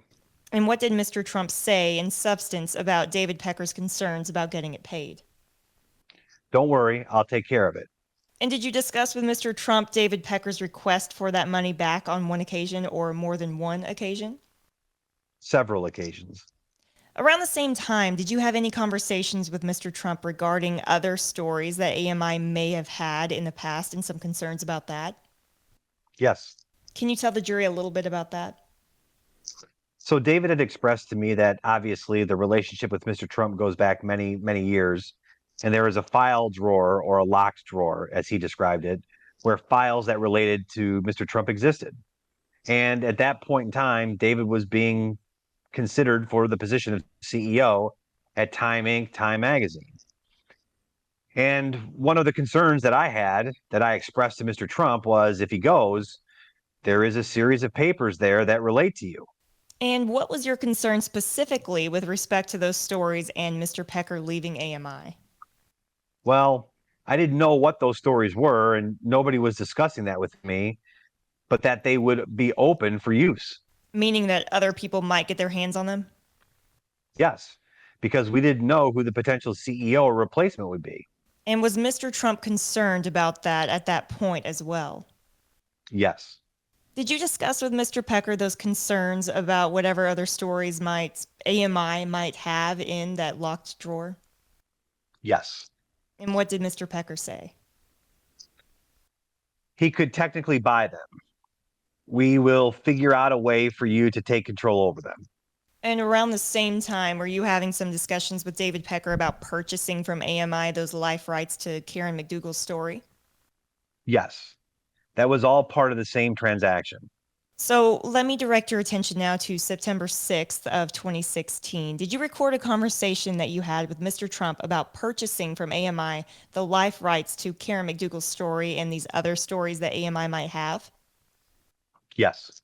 Now, during the time, the 10 years that you worked for Mr. Trump, how many conversations with him did you tape? None other. So this was the only one? Yes, ma'am. Why did you feel it was important to tape this one conversation? It was so I could show it to David Pecker, and that way he would hear the conversation so that he would know that we are going to be paying him. Mr. Trump is going to be paying him back because it became a regular conversation between the two of us. That he needed to be paid back? And I also wanted him to remain loyal to Mr. Trump. So how did you go about recording this conversation with Mr. Trump? I had my cell phone in my hand and I put it on voice memo. All Apple iPhones have it. And I hit record and I walked in Walked in where? to Mr. Trump's office. And where did you put your phone when you recorded this conversation with Mr. Trump? It was in my hand. Did you sit down to talk to him? Were you standing when you had this conversation with him, or were you seated, if you can recall? I don't recall. About how far away were you from Mr. Trump when you made this recording using your phone? On the opposite side of the desk. To your knowledge, was Mr. Trump aware that you were recording this conversation? No, ma'am. Can you hand this to the witness, please? Thank you. I'm handing you a thumb drive that, among other exhibits, contains People's 246, which is a recording, and People's 248, a transcript. Thank you. You're welcome. Have you previously reviewed that recording, People's 246, and the transcript, People's 248, on that thumb drive? Yes, ma'am. How do you know that you reviewed those two exhibits previously? Because it has my initials on it. And you say it has, would it be the thumb drive? I'm sorry, the thumb drive has my initials on it. Okay. And does it also have the date or just your initials? It does. You don't have to pull out the date, but it has the date and your initials. Now, People's 246, the recording of that conversation that you taped Mr. Trump on September 6, 2016, is that an exact copy of the original audio recording that you made on your phone? Yes. And whose voices are on that audio recording? Several people. Who are they? Mr. Trump, mine, Rona Graff. When you say Rona Graff, was she in and out? Rona Graff came in and out, but you certainly hear her voice. She's executive assistant, again, to Mr. Trump. Now, what generally, before you listen to it, is discussed that's on that taped audio recording? That I had been working with Alan Weisselberg in terms of... Well, let me stop you a second. I'm sorry. Just in terms of generalities, when you first walked in, was Mr. Trump on the phone? Yes. Does the audio recording capture some of his conversation on the phone? Yes. And did you discuss partly the purchase of materials from AMI? Yes. Did you also discuss another matter with him before you got to that? Yes. What generally was that? Charleston. I was referring to a piece of property in Charleston. Okay. Was it also generally a discussion of some divorce papers Yeah. that you had with Mr. Trump at the time? Yes, that's another topic that came up. Is that audio recording, People's 246, a true and accurate representation of the conversation you had with Mr. Trump on that day, on September 6th of 2016? Yes. Okay. Now, I mentioned a transcript, People's 248, that you also reviewed on that thumb drive.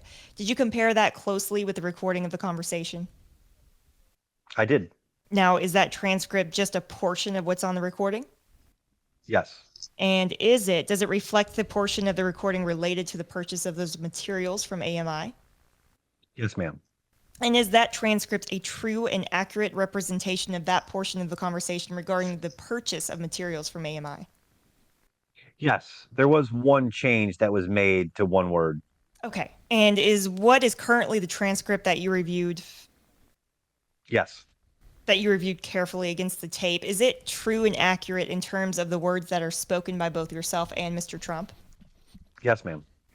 I would like to now play, please, one time through for the jury, People's 246. And if we can play it once in its entirety, thank you. Let me know what's happening, okay?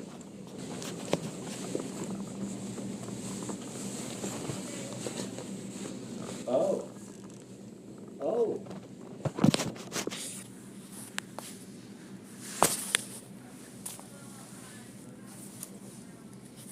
Maybe because of this, it would be better if you didn't go. You know, maybe because of this, for that one. You know, I think what you should do is get rid of this because it's so false what they're saying. It's such bullshit.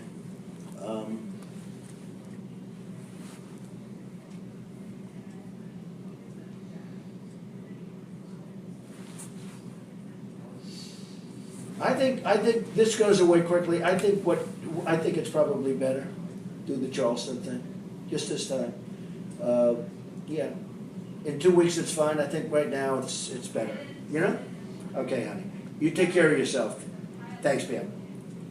Yep, I'm proud of you. So long. Bye. What's up, Mike? Great poll, by the way. Yeah, Seen it. Great poll. making progress. Big time. And you guys are good guy. Oh, Pastor I Scott? can't believe this. No, Pastor Scott. What's happening? Oh, no, he's, Can we use him anymore? oh, yeah, 100, no, you're talking about Mark Burns. We've told him Well, to, I don't mean that. Mark Burns. Can we use him no, anymore? no. Richard Lefrak, I'm sorry, Richard Lefrak just called. He just had, we have a chance, he had an idea for you. Okay, so we got served from the New York Times, I told you this, regarding to unseal the divorce papers with Ivana. We're fighting it. Kasowitz is going We should to, never be able to get that done. never. Kasowitz don't ever be able, they don't have a. Give me a Coke, please. They don't have a legitimate purpose, And you have so, a woman that doesn't want to unseal. correct. So you've been handling it. Yes, and it's That's all been going on for a while. for about 2-3 weeks now. All you have to do is delay it for. Even after that, it's not going to ever be opened. There's no purpose for it. Told you about Charleston. I need to open up a company for the transfer of all of that info regarding our friend David, so that I'm going to do that right away. I've actually come up and Give it to me. I've spoken to Alan Weisselberg about how to set the whole thing up with So what are we going to pay? funding. Yes. And it's all the Yeah, I was stuff, thinking about that. all the stuff, because, you never know where that company, you never know what he's gonna David be. gets hit by a truck. Correct. So I'm all over that. And I spoke to Alan about it when it comes time for the financing, which will be, Listen, what financing? we'll have to pay you, so. Don't pay with cash. No. I got, no. Hey, Don, how are you? Now, Mr. Cohen, let me ask you, the first 2 minutes or so of the conversation were not related to the Karen McDougal matter. Is that right? That's correct. That's when Mr. Trump was on the phone and when you were talking to him about some other divorce papers and Charleston. Is that right? Yes, as well as Pastor Mark Burns. So I'm now going to ask for us to listen to just some portions. We're going to stop and start it. I'm going to ask you a few questions. So if we could play now the recording from minute 2 and 4 seconds to 2 and 15 seconds, and then I will ask you a few questions. Told you about Charleston. I need to open up a company for the transfer of all of that info regarding our friend David. First of all, who is our friend David? It's referring to David Pecker. And what did you mean by I need to open a company regarding the transfer of all that information? What were you talking about? Well, to open up an LLC, and the LLC would be the beneficial owner of all the information that was contained in that drawer that David was referencing. And all that information, including also the Karen McDougal matter? As well as the Karen McDougal matter. What was the reason for talking about opening up a company? In order to have separation, keeping it away from Mr. Trump. Now, why was it important to keep it away from Mr. Trump, the purchase of that information? For privacy purposes and for the benefit of Mr. Trump. Now, you didn't refer to Mr. Pecker by his full name. You just said David. Why didn't you use his full name? And was this sort of typical for this conversation? It wasn't necessary. Mr. Trump knew who I was referring to. It was an ongoing conversation that we had been having. Can we play now the recording from 2 minutes and 15 seconds to 2 minutes and 21 seconds? Thank you. So that I'm going to do that right away. I've actually come up and Give it to me. I've spoken to Alan. You mentioned within your conversation with Mr. Trump, Alan Weisselberg. Yes. Who was he at that time? Alan Weisselberg was the chief financial officer of the Trump Organization. And why did you tell Mr. Trump that you were setting up the LLC and discussing it with Alan Weisselberg? Because Mr. Trump had previously directed me to speak with Alan Weisselberg about getting this matter handled. And why were you letting Mr. Trump know that you had been in discussion with Mr. Weisselberg about this? Because we are going to need money, and we are going to need to open up the LLC to resolve this issue. And Mr. Weisselberg's role at the time you said was? Chief financial officer. He handled all of the finances. It was every penny that came in or out went through Alan's office. And so this was partly why Mr. Trump directed you to work with him, and this was not unusual for you to work with Mr. Weisselberg on financial matters regarding Mr. Trump. Is that right? Correct. Now, what did you understand Mr. Trump to mean when he said, "What do we have to pay for this? What do we got to pay for this?" We were referring to the $150,000 that was advanced by AMI in order to purchase the life rights of Karen McDougal. So when Mr. Trump said, "What do we got to pay for this, 150?" What was your understanding about the state of Mr. Trump's knowledge at that point about how much money it was going to take to purchase this? Objection. Overruled. He already knew based upon conversations with David, which is why he mentioned the number 150. Now, can we play the rest of the tape through, please, just to the end? Thank you. Weisselberg about how to set the whole thing up with So what are we gonna pay? funding. Yes. And it's all the stuff, because, you never know where that company, you never know where he's gonna be. Gets it, but Correct. So I'm all over that. And I spoke to Alan about it when it comes time for the financing, which will be, listen, what financing? we'll have to pay you, so. Don't pay with cash. No. No. Hey, Don, how are you? Now, what was the significance of all that stuff that was mentioned? All that stuff is referencing the information that David Pecker had accumulated over the years of Mr. Trump that was in the alleged locked door or drawer, And including also the Karen McDougal story. and including Karen McDougal. Now, what was the conversation about someone maybe getting hit by a truck? What was that about it? As I said before, Alan Weisselberg was being considered, I'm sorry, David Pecker was being considered for the CEO position of Time Inc., and the concern was the information, so all the stuff refers to that. Now, you mentioned the word financing, and Mr. Trump asked you about that. Can you explain that? That was not the best usage of a word. What I really meant was funding, not financing. And what did you mean by what needed to be funded? How much money needed to be paid? Paid to who? Paid to David Pecker, AMI. Okay, and is that what you understood by "we will have to pay him something"? Yes. By "we have to pay him something"? Yes. What did you understand Mr. Trump to mean by saying "pay with cash"? Well, to pay in green, which would obviously be one way to avoid any type of paper transaction. But that's not what I thought was the best way to do it. And so is that why you said no? Correct. Did you want to take a break, Your Honor? It's up to you. Is this a good time? Yes. Okay. Thank you. All right. Jurors, let's go ahead and take our morning recess. I will see you in about 15 minutes. You may step out. All rise. You may be seated, sir. You can step out. Thank you. A reminder, you are listening to a reading of the transcript of the case of the people of the state of New York against Donald J. Trump, indictment number 71543/2023. To ensure future court transcript readings of this and other cases, we kindly ask you to visit everylegalword.com and support this cause. We now resume this reading where we left off. Mr. Blanche, in the past, my practice has always been there when there's a tape or something like that produced into evidence. I normally give some sort of limiting instruction along the lines of, jurors, I just want you to know that the transcript is not in evidence. The transcript is just an aid to assist you, and it is the tape that is evidence. No one has requested that instruction. Do you want to leave it like that, or would you want me to give it? We would. I believe the transcript is in evidence. It is in evidence as an aid, and I'm going to give that instruction.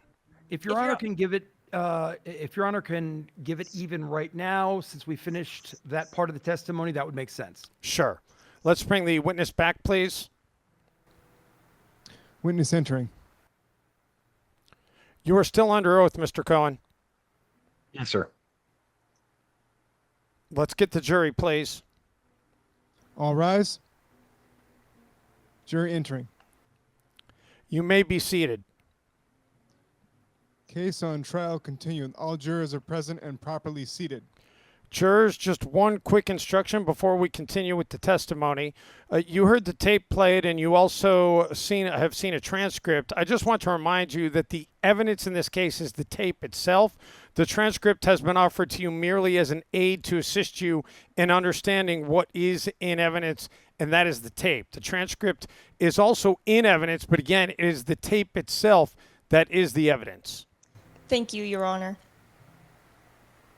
Now, Mr. Cohen, when we ended off before the break, I was asking you about Mr. Trump saying something about paying in cash. Why did you think it was a bad idea for Mr. Trump's suggestion that this be paid in cash? Because we needed to acquire the information, the documents, and I believe that the proper way to do it would be by check and make it appear to be a proper transaction. Now, at the end of the tape, it cuts off, and there's a voice that's heard at the end of the tape before it cuts off. Whose voice is that? It's my voice. And what do you recall about why that recording cut off that way with your voice? Because I received an incoming phone call. And what do you understand you were saying in that last piece when you hear your voice? Hello, are you there? Now, why did you, when you tried to take that call, you said the incoming call you thought was coming in, did the recording of your conversation with Mr. Trump end at that point? Yes. And why did you try to take that call instead of continuing to tape the conversation with Mr. Trump? I must have believed it was an important call. Was there another reason also that you were comfortable ending the tape? Yes. Tell us about that, please. I didn't want to record more. I already had enough that I would have been able to show David Pecker so as to convince him that he was going to receive his $150,000 back. Now, let's put up, please, for Mr. Cohen, what's in evidence, a page from People's Exhibit 400, the page that's Bates ending 2726, please. Now, Mr. Cohen, have you had a chance to review this record, this AT&T record regarding your call history? Yes. And do you recognize it to be an AT&T record of calls to or from your cell phone ending in 0114? Yes. Does it appear to show an incoming call at around the time that your recording of Mr. Trump cuts off? Yes. And does that record indicate a call at around that time that looks like it came in and perhaps went to voicemail? It says so, yes. And do you recall when you tried to pick up that call, do you recall whether it connected or went to voicemail? I don't recall. You can take that down, please. Can we take a look now at a page of what's in evidence as People's Exhibit 263, a page with a Bates ending 69559? Does that appear to be a contact from your phone records, from your phone contacts? It is. Have you had a chance to review that against those AT&T records? I have. And does that indicate the number or the person who is attached to the number of that incoming call at around the time that the recording cut off? It does.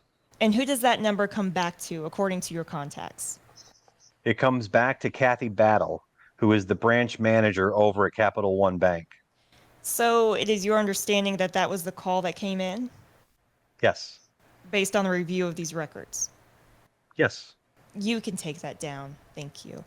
Now, after the audio ended, you ended the audio recording by trying to pick up this call. Did you continue some conversation with Mr. Trump? Yes. And what was the gist of the conversation that you continued with Mr. Trump after the recording ended?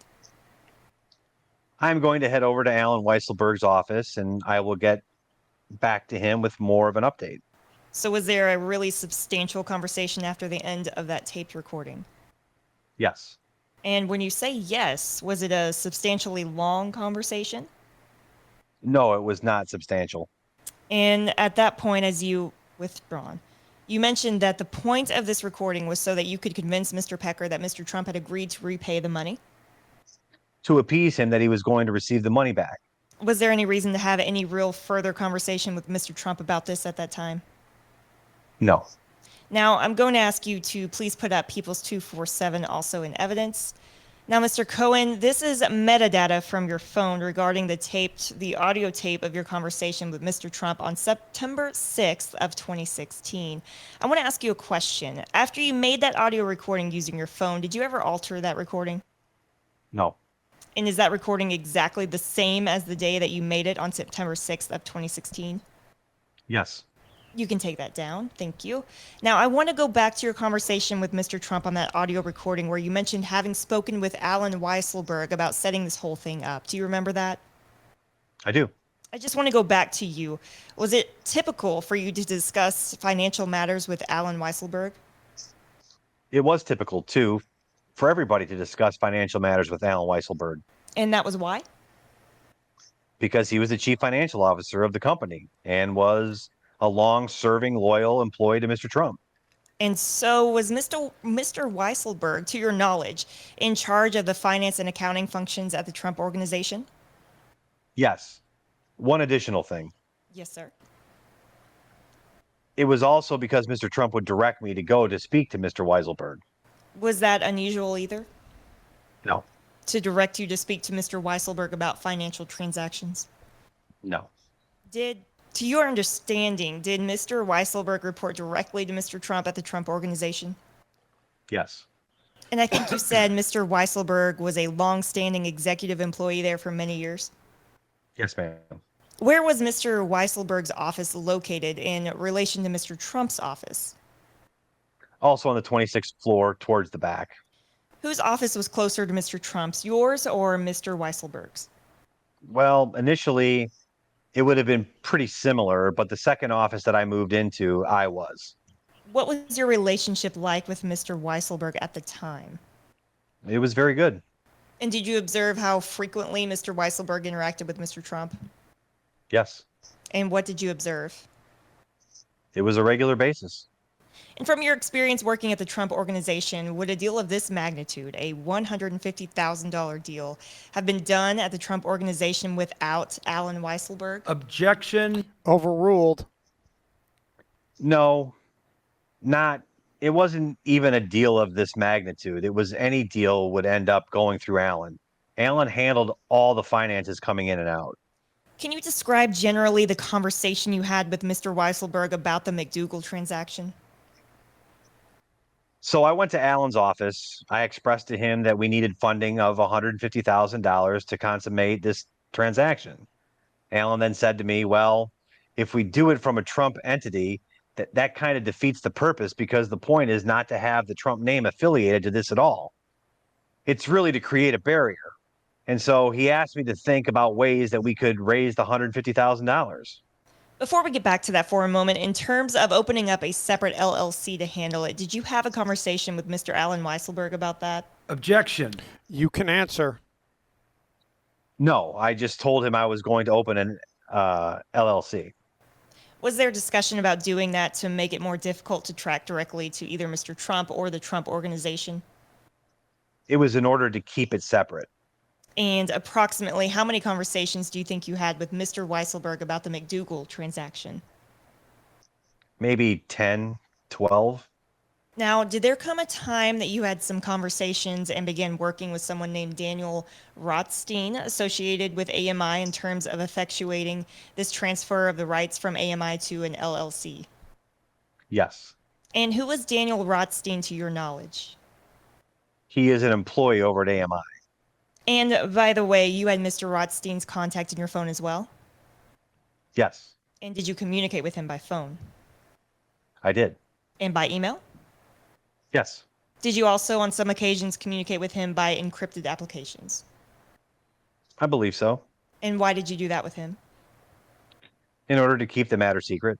So let's show now, please, just to the witness, the court and counsel, People's Exhibit 209 for identification. Do you recognize that document on your screen, sir? I do. Do you recognize it to be? This is a communication from Daniel Rotstein to me by encrypted app signal. Are those a variety of communications over a number of days with Mr. Rotstein? Yes. By encrypted app signal. Yes. Is this an exact copy of those communications between yourself and Mr. Rotstein using that encrypted app on the dates that are reflected in this record? Yes, ma'am. I offer People's Exhibit 209 in evidence. No objection. Accepted into evidence. Thank you. Let me direct your attention to to September 7th of 2016. There's a text at 8:34 a.m. Thank you for blowing that up for the jury to see and for Mr. Cohen to see. Can you read what's in that communication and explain what it is? This is just a communication from Daniel Rotstein to me stating, please find possible names. and he listed 5 different possible corporation names that he was going to use or as the recipient of the assignment agreement. And what is the date of that first communication that Mr. Rotstein had with you? What date was that? September 7th of 2016. And was that just one day after you had taped the conversation with Mr. Trump about setting up an LLC to purchase the information from AMI? Yes, ma'am. So you started working with Mr. Rotstein promptly the next day on that matter? Yes. Just to clarify something, People's 209 are screenshots or photos of the communications you had with Mr. Rotstein. It was a screenshot sent to me, yes. Now, you mentioned an assignment agreement. Was it what is the assignment agreement that he was referencing there? What he was referencing was to assign the life rights of Karen McDougal to the LLC entity that was being created. So it would be an assignment from AMI to the company that you set up? Yes. Now, if we can scroll down just a little bit, do you see some additional calls in September following that communication? Yes. And then I will just ask you to read the communication on September 30th. And if we can blow that up. September 30th of 2016, approximately, 1:36 p.m. I will be at your office in a few minutes. And do you know what that communication was about? Yes. What was it? It was about the assignment agreement. Was there a plan to sign it on that day? Yes, ma'am. We can take that down. Thank you. I want to now show to the witness counsel and the court only, People's Exhibit 210 for identification. Do you recognize that document? I do. What do you recognize it to be? It is an email from Daniel Rotstein to me on September 23rd of 2016. Can we scroll down to the next page of that exhibit? What is attached to that exhibit? Do you recognize it? I do. Is it a form assignment of license agreement? It's a non-filled in assignment of license agreement. And other than the redactions that are in the email in terms of redacting email addresses, is this an exact copy of an email from Mr. Rotstein to you on September 23rd of 2016, attaching that non-filled in-form assignment of licensing agreement? Yes, ma'am. I offer People's Exhibit 210 in evidence. No objection. 210 is accepted into evidence. Can we display that for the jury now, please? Can we look at that second page? Is that an assignment template agreement that Mr. Rotstein had mentioned in his messages with you earlier on the screenshot exhibit, the screenshot messages? It is. Now, did you go ahead, you can take that down. Did you go ahead and form the LLC, the company that was going to handle the payment to AMI for the life rights to Karen McDougal's story? Yes. And at the time, what was the name of the company that you formed to handle that transfer of rights? Resolution Consultants, LLC. And can we put up now, just for the witness counsel and the court, please, People's Exhibit 215 for identification. Do you recognize this document? I do. What do you recognize it to be?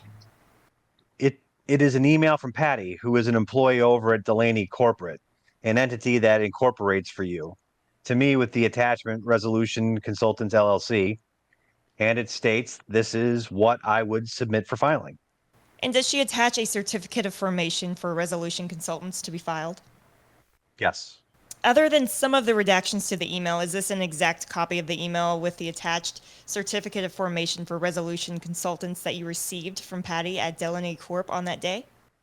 It is. I offer in evidence People's Exhibit 215. I have no objection. Accepted into evidence. Thank you, Your Honor. You can show that to the jury now. What is the date of formation of Resolution Consultants, LLC? September 30th of 2016. What was your purpose on September 30th, 2016 of forming Resolution Consultants? To use this entity for the assignment of the McDougal matter, as well as the other information. You can take that down now. Can we now put up People's Exhibit 162, which is in evidence? Do you recognize that document, sir? I do. And what is that? This is an executed assignment of licensing agreement between AMI as the signer to Resolution Consultants, LLC, dated September 30th, 2016, and executed by David Pecker and myself. And that's your signature there? It is. And do you recognize David Pecker's signature?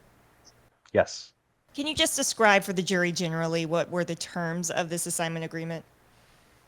As it states in the document, for good and valuable consideration, the signer does hereby sign and transfer to the assignee successors and assigns all of his rights, benefits, and obligations to the license agreement. Just in general, without reading it for the jury, there is a lot of legal language in there. Does it represent the transfer of those rights from AMI to Resolution Consultants? Yes, the transfer of the McDouugal life rights as well as other documents. Now, why does this agreement reference $125,000 instead of $150,000, which was the payment to Karen McDougal? So David had expressed to me that we are going to reduce it from 150 to 125 on the basis that 125 was going to represent the life rights because they were engaged with Karen McDougal for 2 covers, as well as 24 penned articles. That the compensation to her for that was going to be $25,000. That's what they would have on their books claiming their contract with her was for. Now, at this time when you worked out this assignment agreement with AMI, between AMI and Resolution Consultants, had you and Alan Weisselberg yet worked out the logistics of where that $125,000 was going to come from? No. And who did you understand was ultimately going to pay the $125,000 for the life rights to that material? Mr. Trump. Were you planning on owning the life rights to that story? No, ma'am. Why not? I had no reason to own, no need to own the life rights. What was I doing? I was doing at the direction and for the benefit of Mr. Trump.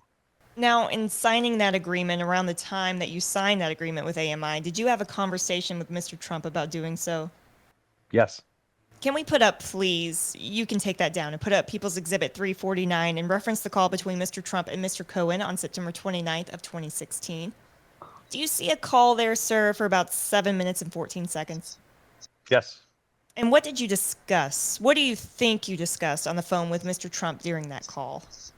The Karen McDougal matter. And did you discuss with him specifically whether you're going to be signing this agreement and finalizing the assignment rights? Yes. I gave him a complete and total update on everything that transpired that day before. Why did you speak to him the day before you signed that agreement? Because it was when I was speaking with David Pecker regarding the transfer and the assignment. Did you want to let him know that you were getting it done? Yes. Objection. Sustained. Why did you speak to him the day before you signed it?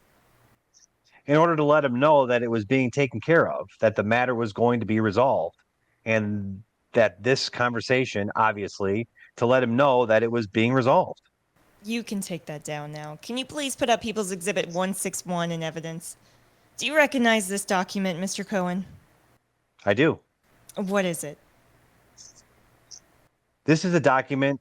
It is, as stated, an invoice from Investor Advisory Services, Inc., with an invoice number of 2016-203, dated September 21st of 2016. Did you receive this document at some point? Yes, I did. Who did you receive it from? I believe Daniel Rotstein. What did you understand was the purpose of this document? The purpose was to reflect $125,000 that was for the assignment. Was it an invoice for the payment of that $125,000? Yes, ma'am. And let me direct your attention to the description of services. It says flat fee for advisory services for $125,000. Do you see that? I do. Was that description a truthful description about this transaction? No, ma'am. In truth, what was the $125,000 payment supposed to be for? For the life rights of Karen McDougal. And what's your understanding about why you got an invoice, or why this invoice was from a company called Investment Advisory Services instead of AMI directly? I never knew who they were. I still, to this day, don't. It was clearly just to create separation in order to mask the transaction. You can take that down. Thank you. Now, ultimately, you signed this assignment agreement and you received this invoice. Ultimately, though, did the company, Resolution Consultants, end up purchasing the Karen McDougal materials and the other materials from AMI? No. What happened? Well, David Pecker contacted me and stated that it was no longer necessary to have Mr. Trump pay the $125,000. I asked him why, satisfied because now I would report to Mr. Trump that he wouldn't have to pay that amount of money, which would make him happy. And the reason was because that Karen McDougal's front cover on Men's Health magazine had sold more copies than they had not only anticipated. I think that they had ever, the way David expressed it to me, that they had ever sold, and they had made a lot of money on that, and that it was no longer necessary because they didn't need to bury the $125,000. He also then had a second cover to use McDougal on, as well as the 24 additional articles that was going to be penned with her name on it. So he felt that it was, even for the 150, it was an excellent business deal. Did he tell you what to do with the assignment of rights agreement that you had signed? He did. What did he tell you to do? He told me to rip it up, forget it. Did you update Mr. Trump after that phone call about what David Pecker had told you about ripping up the agreement? Yes. And what was Mr. Trump's reaction? It was great. Why did you understand it was great? He doesn't have to pay $125,000 or $150,000. Did you have some understanding of what might happen to the other materials that you discussed with David Pecker in terms of the locked drawer and the other materials that were out there? Yes. What was your conversation or understanding about what would happen with those? David was not being considered for Time magazine, so he was going to stay at AMI and that there was no need to do any transfer. Plus, he also didn't believe that any of the documents that existed in that locked drawer were detrimental to Mr. Trump. Now, in total, approximately, how many conversations would you estimate you had with Mr. Trump about the purchase of Karen McDougal's account and story? Quite a few. And were those conversations on the phone, in person, or both? Both. And in total, approximately, how many conversations do you think you had with AMI, with David Pecker and Dylan Howard about the Karen McDougal deal? Also a substantial amount. By the way, did you ever play for Mr. Pecker the recorded conversation that you had with Mr. Trump where he said he understood that he would have to pay the $150,000? No. Why not? He didn't ask me to. I had told him that I had spoken to Mr. Trump and that he was going to do it. I told him I could, but I just never played it. In other words, withdrawn. After the conversation you had with Mr. Trump that you taped on September 6th of 2016, did you move promptly ahead the next day with Daniel Rotstein to finalize the agreements then?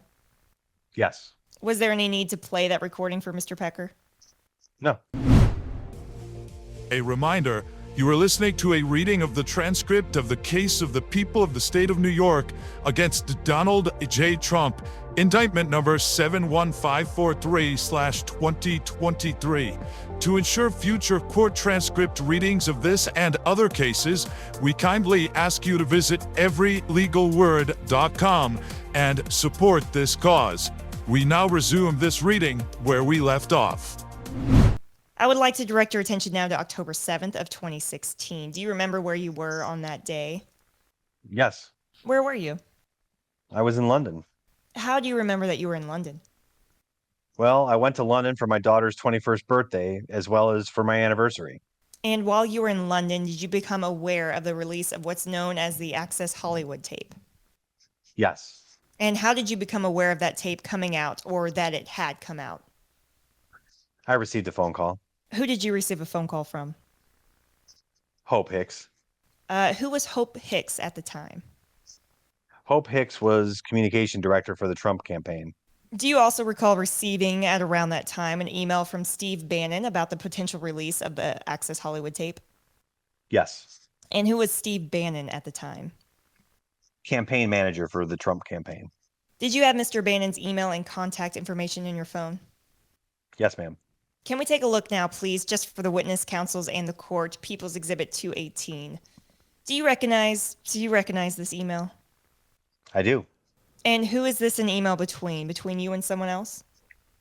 This is an email between me and Steve Bannon, as well as Hope Hicks, Jason Miller, Kellyanne Conway, and Dave Bossy. Was this an email that was forwarded to you from Steve Bannon? Yes. Does it relate to the release of the Access Hollywood tape? It does. And is it a true and accurate copy of the email and the forwarding of the information from Steve Bannon to you? Yes, ma'am. I offer in evidence now the rest of People's 218. Part of it was previously in evidence, now the entire exhibit.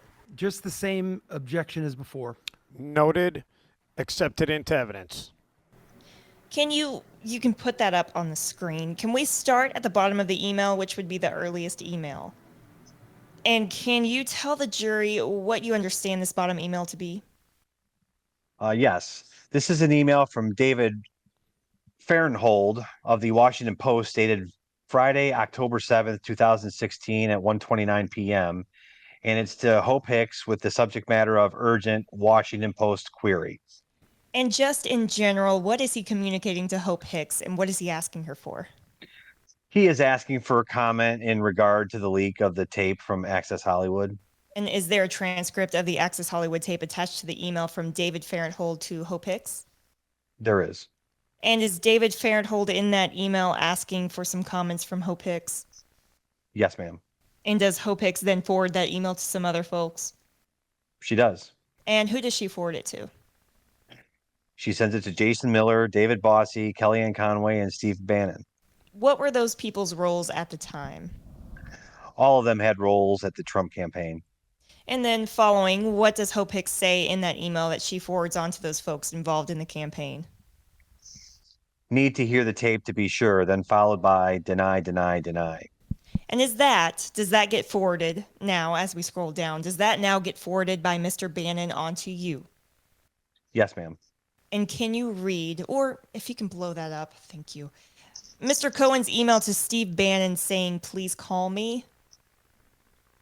Call me. And why did you ask Mr. Bannon to call you? Because I wanted to ensure that things were being properly taken care of in order to protect Mr. Trump. And can we scroll up to the next email by Mr. Cohen when he asked about damage control? Can you read your email, Mr. Cohen? Yes, ma'am. Again, it's from me to Steve Bannon, October 7th, urgent, Washington Post query. And my statement to him, my text to him, it's all over the place. Who is doing damage control here? Why is it that you asked that of Mr. Bannon? In order to protect Mr. Trump. Were you concerned about the impact of what this tape may have on Mr. Trump's campaign? Yes. Thank you. You can take that down. Now, on October 8th, you were still in London, is that right? That's correct. And while you were in London, did you have several calls with Hope Hicks about this matter, the Access Hollywood tape? I did. And some other matters as well? Correct. Did you have her cell phone information in your contacts as well? I did. And you used that to communicate with her? Yes, ma'am. At one point, did Mr. Trump join a call with yourself and Hope Hicks? Yes. On that day, on October 8th? Yes. And did you also have another separate call with Mr. Trump on October 8th of 2016? Yes. Let's put up People's Exhibit 349, please, and the two calls between Michael Cohen and Mr. Trump on 10/8/16. Does that accurately reflect the two calls that you had with Mr. Trump on the evening of October 8th of 2016? It does. And do you have a separate memory of where you were and what you were doing when you had these phone calls with him? Yes. What were you doing? I was with my family and friends in London. London. Were you having dinner? I was. Did you step out to take these calls? I did. And what, if any, discussion do you remember with Mr. Trump about the Access Hollywood tape and the strategy for dealing with it? He wanted me to reach out to all of my contacts with the media. We needed to put a spin on this. And the spin that he wanted put on it was that this is locker room talk, something that Melania had recommended, or at least he told me that's what Melania had thought it was, and used that in order to get control over the story to minimize its impact on him and the campaign. And what, if anything, did you do at that point to try to assist the campaign with that effort? I reached out to members of the media. And in addition, when you say you reached out to members in the media, did you have conversations with them? I did. Along the lines of the conversations of how to minimize the impact? Objection, Your Honor. Sustained. You mentioned that you reached out to the press. Did members of the press also reach out to you? Yes. And did you have conversations with the press about this matter? I did. What was your understanding about why the press reached out to you about this? Well, some substance of the recording is quite damaging, and they wanted comment.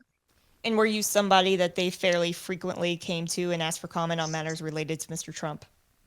Yes. Can we now please can we take that down and show people's Exhibit 257 in evidence? And can we blow up the communications, the text on October 8th of 2016? First, Mr. Cohen, do you recognize these texts? I do. Who are they with? These are text communications between myself and Chris Cuomo. At the time, he was an anchor journalist with CNN. And did you have his cell phone number in your contacts? Yes, ma'am. And did you use that number to communicate with him by phone or text? Yes, And do you recall these texts with Mr. Cuomo at the time? I do. Can I direct your attention? I think we have them up, actually. The 5 texts on October 8th, 2016. Could you read them, please, for the jury? Yes, ma'am. On October 8, 2016, I received a text message from Chris Cuomo stating, "You going to defeat him? You going to defend him?" I then responded back, "I am in London," to which I think I also stated, "I have been asked by everyone to do shows starting Tuesday, and Tuesday was when I would be back in New York." I then followed through and said, "Not sure what I will do." And Chris Cuomo's comment back to me will be, "Too late. He is dying right now." And by he meant he was referring to Mr. Trump.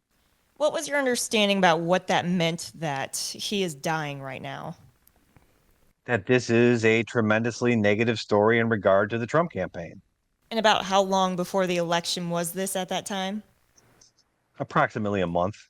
And was this one example of some communications you had at the time with members of the press about the Access Hollywood tape? Yes, ma'am.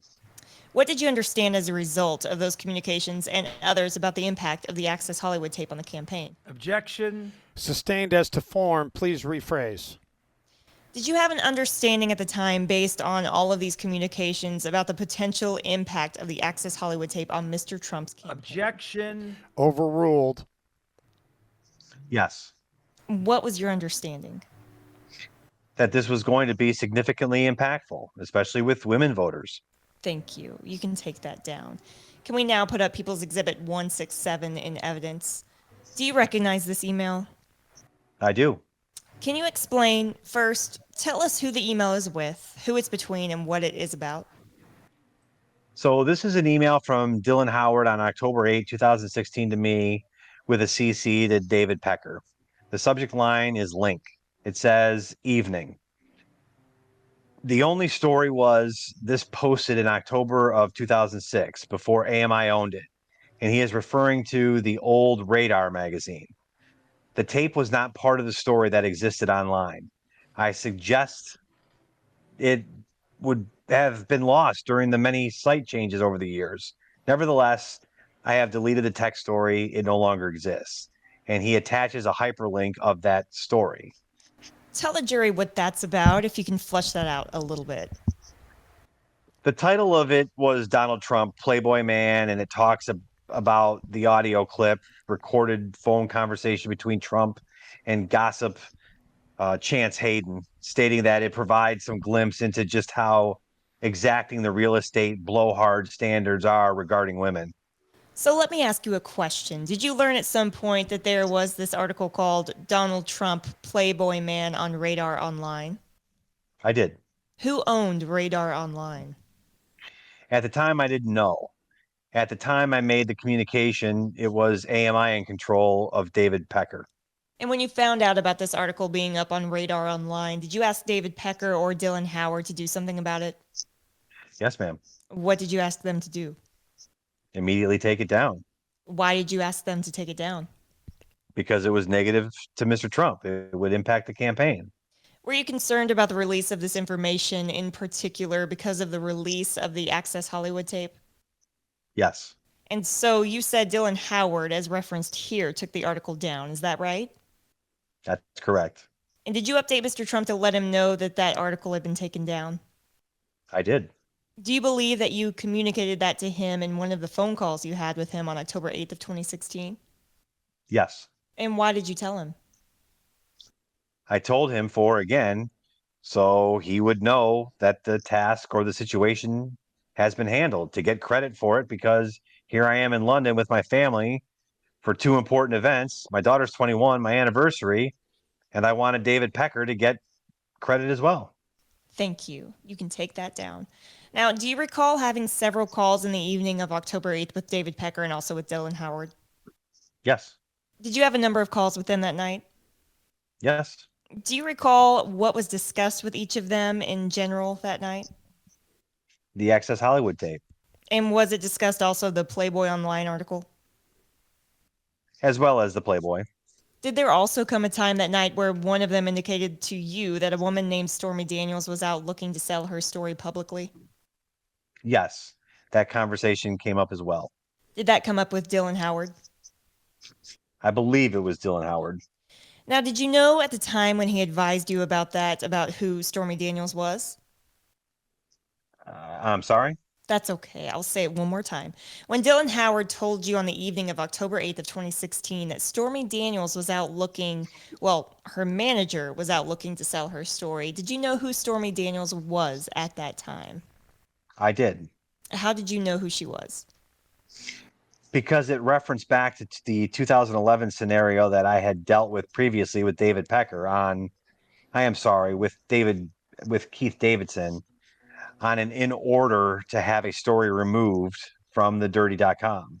And so, hearing now after the Access Hollywood tape release that her story might come out again, what, if anything, did you think about the potential impact that might have on the campaign? Objection. Overruled.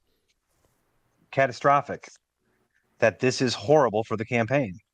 I'll take you back for a minute now to 2011 when you first learned about Miss Daniels' account of her encounter with Mr. Trump. Had you learned at that time in 2011 about what Miss Daniels did for a living? I did. What did you hear at that time in 2011 about what she did for work? That she was an adult film star. And this came up again, I think you mentioned because it was an article on the dirty.com at the time? Correct. And you worked with Keith Davidson to get that article taken down? Yes, ma'am. In 2011, when you were engaged in doing that and getting the article taken down, did you have a conversation with Mr. Trump about Stormy Daniels? Yes. Can you tell us in general the gist of that conversation? After I received the information from Dylan Howard, I immediately went to Mr. Trump's office, knocked on the door, said, "Boss, I got to speak to you." And I told him about the conversation, the sum and substance of the conversation that I had just had with Dylan Howard. And I asked him if he knew who she was. He told me that he did. And I stated about the story that existed on the dirty.com, that they had a relationship that occurred during a golf outing going back to like 2006. And I told him that one of the things that, we need to do is we need to obviously take care of it. We need to absolutely do it. Take care of it. A reminder, you are listening to a reading of the transcript of the case of the people of the state of New York against Donald J. Trump, indictment number 71543/2023. To ensure future court transcript readings of this and other cases, we kindly ask you to visit everylegalword.com and support this cause. We now resume this reading where we left off. Did he also tell you about meeting her? Objection. Did Mr. Trump also tell you anything about having met her at the golf tournament back in 2006? Yes. What did he tell you? He told me that he was playing golf with Big Ben Roethlisberger, the football player, and they had met Stormy Daniels and others there. But she liked Mr. Trump, that women preferred Trump even over someone like Big Ben. And did you ask him at that time in 2011 whether he had had a sexual encounter with Stormy Daniels? I did. Did he answer you directly? No, ma'am. What did he say? Did he say anything in response to that? No, ma'am. Did he mention anything about what she looks like? He said she was a beautiful woman. Let me go back to your conversations with Mr. Davidson about taking that article down from the dirty.com. Did you also have some conversations with the General Counsel of Life and Style about what he might do if that article wasn't taken down? Yes, ma'am. What was the substance of that conversation? I would file an immediate lawsuit against him. Ultimately, when you and Keith Davidson were able to get that article taken down and to make sure, actually, let me withdraw and go back. The general counsel you spoke to at Life and Style, were they involved in putting out another article at around that time separate from the dirty.com? Yes. And those conversations were about that separate article, meaning In Touch magazine, and making sure that it didn't come out in that magazine? Correct. Thank you. After you succeeded in making sure that the In Touch article didn't come out and Keith Davidson was working to take down the article on the dirty.com, did you update Mr. Trump to let him know that it had been taken care of? I did, and gave the credit actually in that case to Keith Davidson, who was the one who filed and sent papers to the dirty.com to have it removed. As a result of your efforts and Keith Davidson's efforts, did that article, either article in 2011, get any traction in 2011? Meaning, was it out there much? No, ma'am. So let me now move past 2011. Between that and 2011 and 2016, when you found out from Dylan Howard that Stormy Daniels' story had resurfaced again, in between that time, had you heard anything more about the Stormy Daniels matter? Nothing. Now, when you learned on October 8th from Dylan Howard that the Stormy Daniels story had resurfaced, did you also learn from Mr. Howard that there was an attorney who would be representing Stormy Daniels in the matter? Yes. What did he tell you? Keith Davidson, he was going to be representing Stormy Daniels. And was that the same lawyer who had represented her in 2011 that you worked with? Yes. We had, obviously, a positive result. So let me ask to please put up again 177A, Mr. Cohen's text with Dylan Howard. Can you take a look at the text on October 9th, 2016? Yes. Actually, if you're able to on these texts, could you read them to the jury, please? I'm sorry? Could you read these to the jury? Yes. Are these all dated on October 9th, 2016? Yes. If you would read them to the jury. This is from Dylan Howard to me stating, emailed you. Then he also forwarded a second one stating, Keith will do it. Let's reconvene tomorrow. Who did you understand Keith to be? Keith Davidson. Continue, if you would, please. Then I responded back to him, thank you. Followed it then by another text communication advising that Resolution Consultants LLC is the name of the entity that I formed a week ago, to which I then responded again, whenever you wake, please call my cell because of the difference in time zone. Now, why did you tell Mr. Howard that you had formed Resolution Consultants, an entity, just the week before? So that would be the name of the entity that we would use in order to purchase the life rights to the Stormy Daniels' matter. Thank you. You can take that down. Did you return to New York from London on approximately October 10th, 2016? I did. And did you have some further text communications with Keith Davidson and Dylan Howard on that date? Yes. Let's put up 178A, please. And specifically, I believe there are two texts. If we can float up a little so Mr. Cohen can read them. Now, who are these texts between or among? So from Dylan Howard to me on Monday, October 10th, and it states, Keith, Michael, connecting you both in regards to that business opportunity, spoke to the client this AM and they're confirmed to proceed with the opportunity. Thanks, Dylan. Let me ask you, is that a three-way text or a two-way text? In other words, yourself and Dylan Howard, is there anybody else on that text? Yes, Keith Davidson. So is it a text from Dylan Howard to both yourself and Keith Davidson? Yes. Okay. Can you also read Dylan Howard's next text communication to both yourself and Keith Davidson?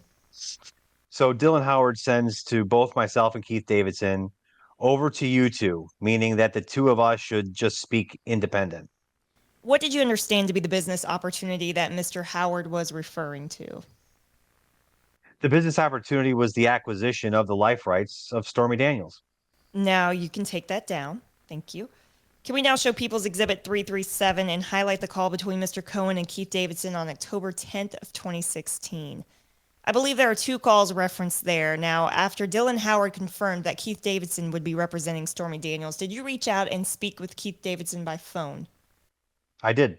And from this point on, did you speak a great deal with Mr. Davidson about purchasing the life rights to Stormy Daniels' story? Yes. You could take that down. Thank you. Now, after you learned from Dylan Howard and from Keith Davidson about the Stormy Daniels story and her wanting to publish that story and the conversations about purchasing that story, did you speak to Mr. Trump? I did. Can you tell us, first of all, why did you speak to Mr. Trump about it? It's because it was a matter that affected him and because that was what I always did, which was to keep him abreast of everything. Was this also a serious matter at that time? A very serious matter. Did you tell him what you had heard from Dylan Howard and Keith Davidson? Yes. And what was his reaction? He was really angry with me. I thought you had this under control. I thought you took care of this. I expressed to Mr. Trump, we did, 2011. I have no control over what she goes out and does. And he expressed to me, there is previous denial. Just take care of it. There was a lot going on at the campaign at the time. He was like, just take care of it. Did he say anything to you at that time about how this might be viewed if it got out? Yes. What did he say in substance?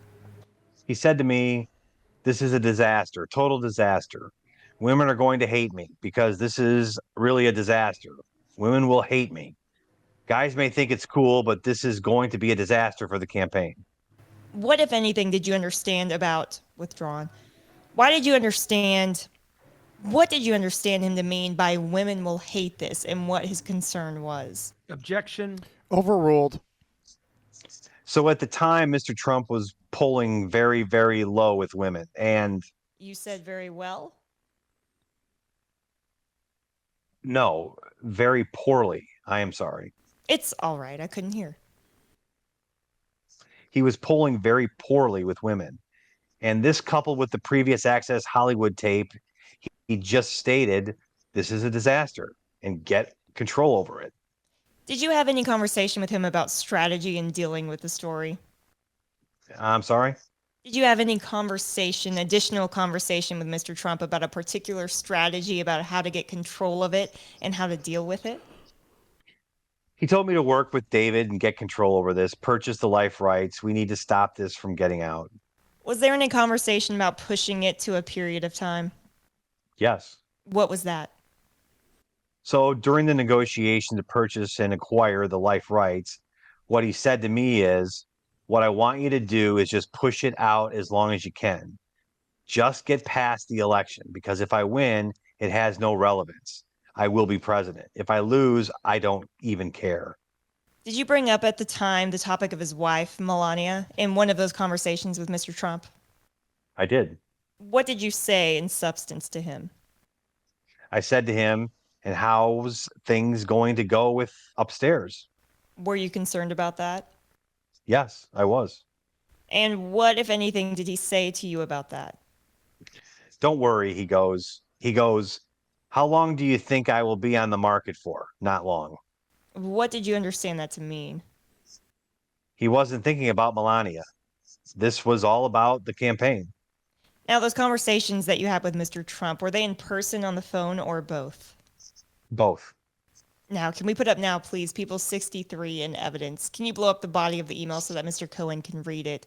Do you recognize this email, Mr. Cohen? This is from Keith Davidson to me on October 11th. What year? 2016. And it says, Michael, please find Miss Daniels's settlement agreement and side letter agreement attached. I have not filled in the side letter agreement, SLA, which identifies the parties to this agreement. Under the terms of the agreement, neither my client or I are entitled to possession of the SLA.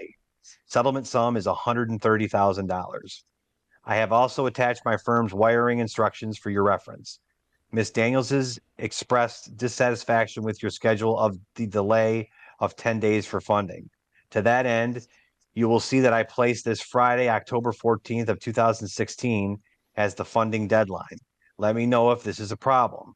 Let me know if you have any questions or concerns about anything. Keith. Let me ask you to blow up the top of the email, which shows the tos and froms. Did you receive this email at your Trump Organization email address? I did. Now, this email that you received, which can we scroll down, does that contain an attachment? Does this contain the settlement agreement and the side letter agreement that was referenced? Yes.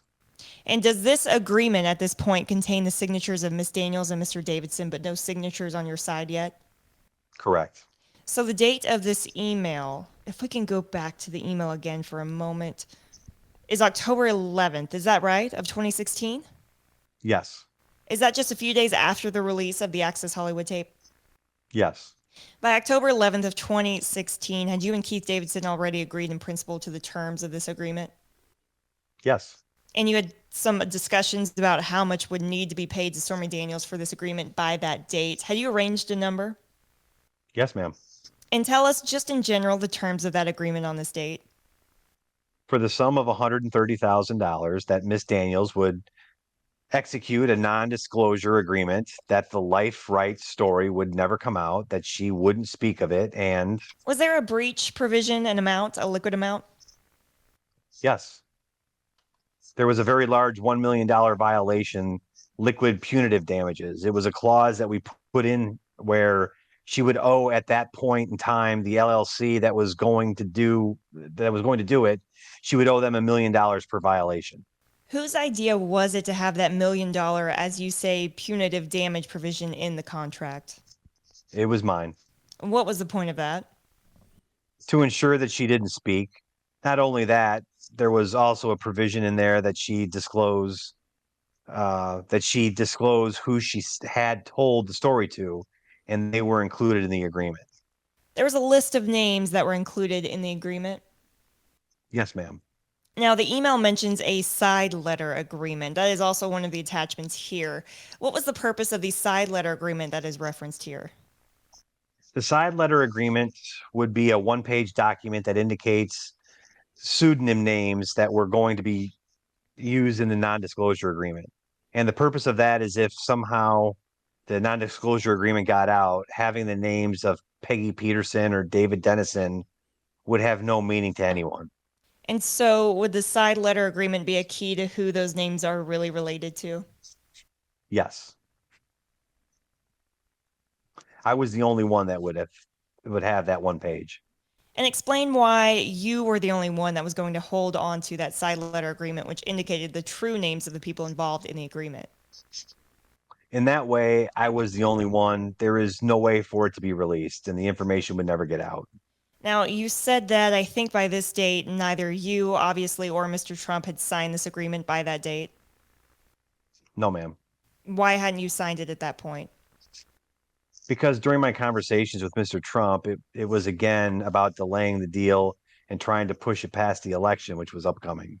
Now, in the email, Mr. Davidson says that Ms. Daniels had expressed some dissatisfaction with your scheduled delay of 10 days for funding. What was he referring to about your scheduled delay of 10 days for funding? Well, he wanted an immediate wire transfer, and I expressed to him I would need 10 days in order to fund the transaction. I would have waited to the 10th day and do it again, which is what I was instructed to do, push it past the election date. So you could have funded it earlier, but you tried to push it off with the additional 10 days. Is that right? I was following directions. So at this point, he's asking for a funding deadline of October 14th. Is that correct? Yes. And were you intending at that point to make that deadline of October 14th? No, ma'am. What were you trying to do? Delay it. Your Honor, do you want me to continue? Is this a good time to break? It's up to you. It's perfectly fine. Jurors, I will remind you all of my instructions, including that you not discuss this case either among yourselves or with anyone else. Please continue to keep an open mind as to the defendant's guilt or innocence. Please do not form or express an opinion as to the defendant's guilt or innocence. I will see you at 2 o'clock. Enjoy your lunch. You may be seated, sir. You can step down. Is there anything that we need to go over? No, Your Honor. Nope. Okay. I will see you at 2. You've been listening to a verbatim reading of every legal word contained within a publicly accessible, unsealed, and open court document. The reading may have contained minor idiosyncrasies such as mispronunciations or slight stumbles by the reader. It is important to note the document is freely available to the public in its entirety. The purpose of this reading was solely to recite the words present in the transcripts without any alteration or interpretation of their meaning. To support this endeavor, please visit everylegalword.com. Thank you for listening.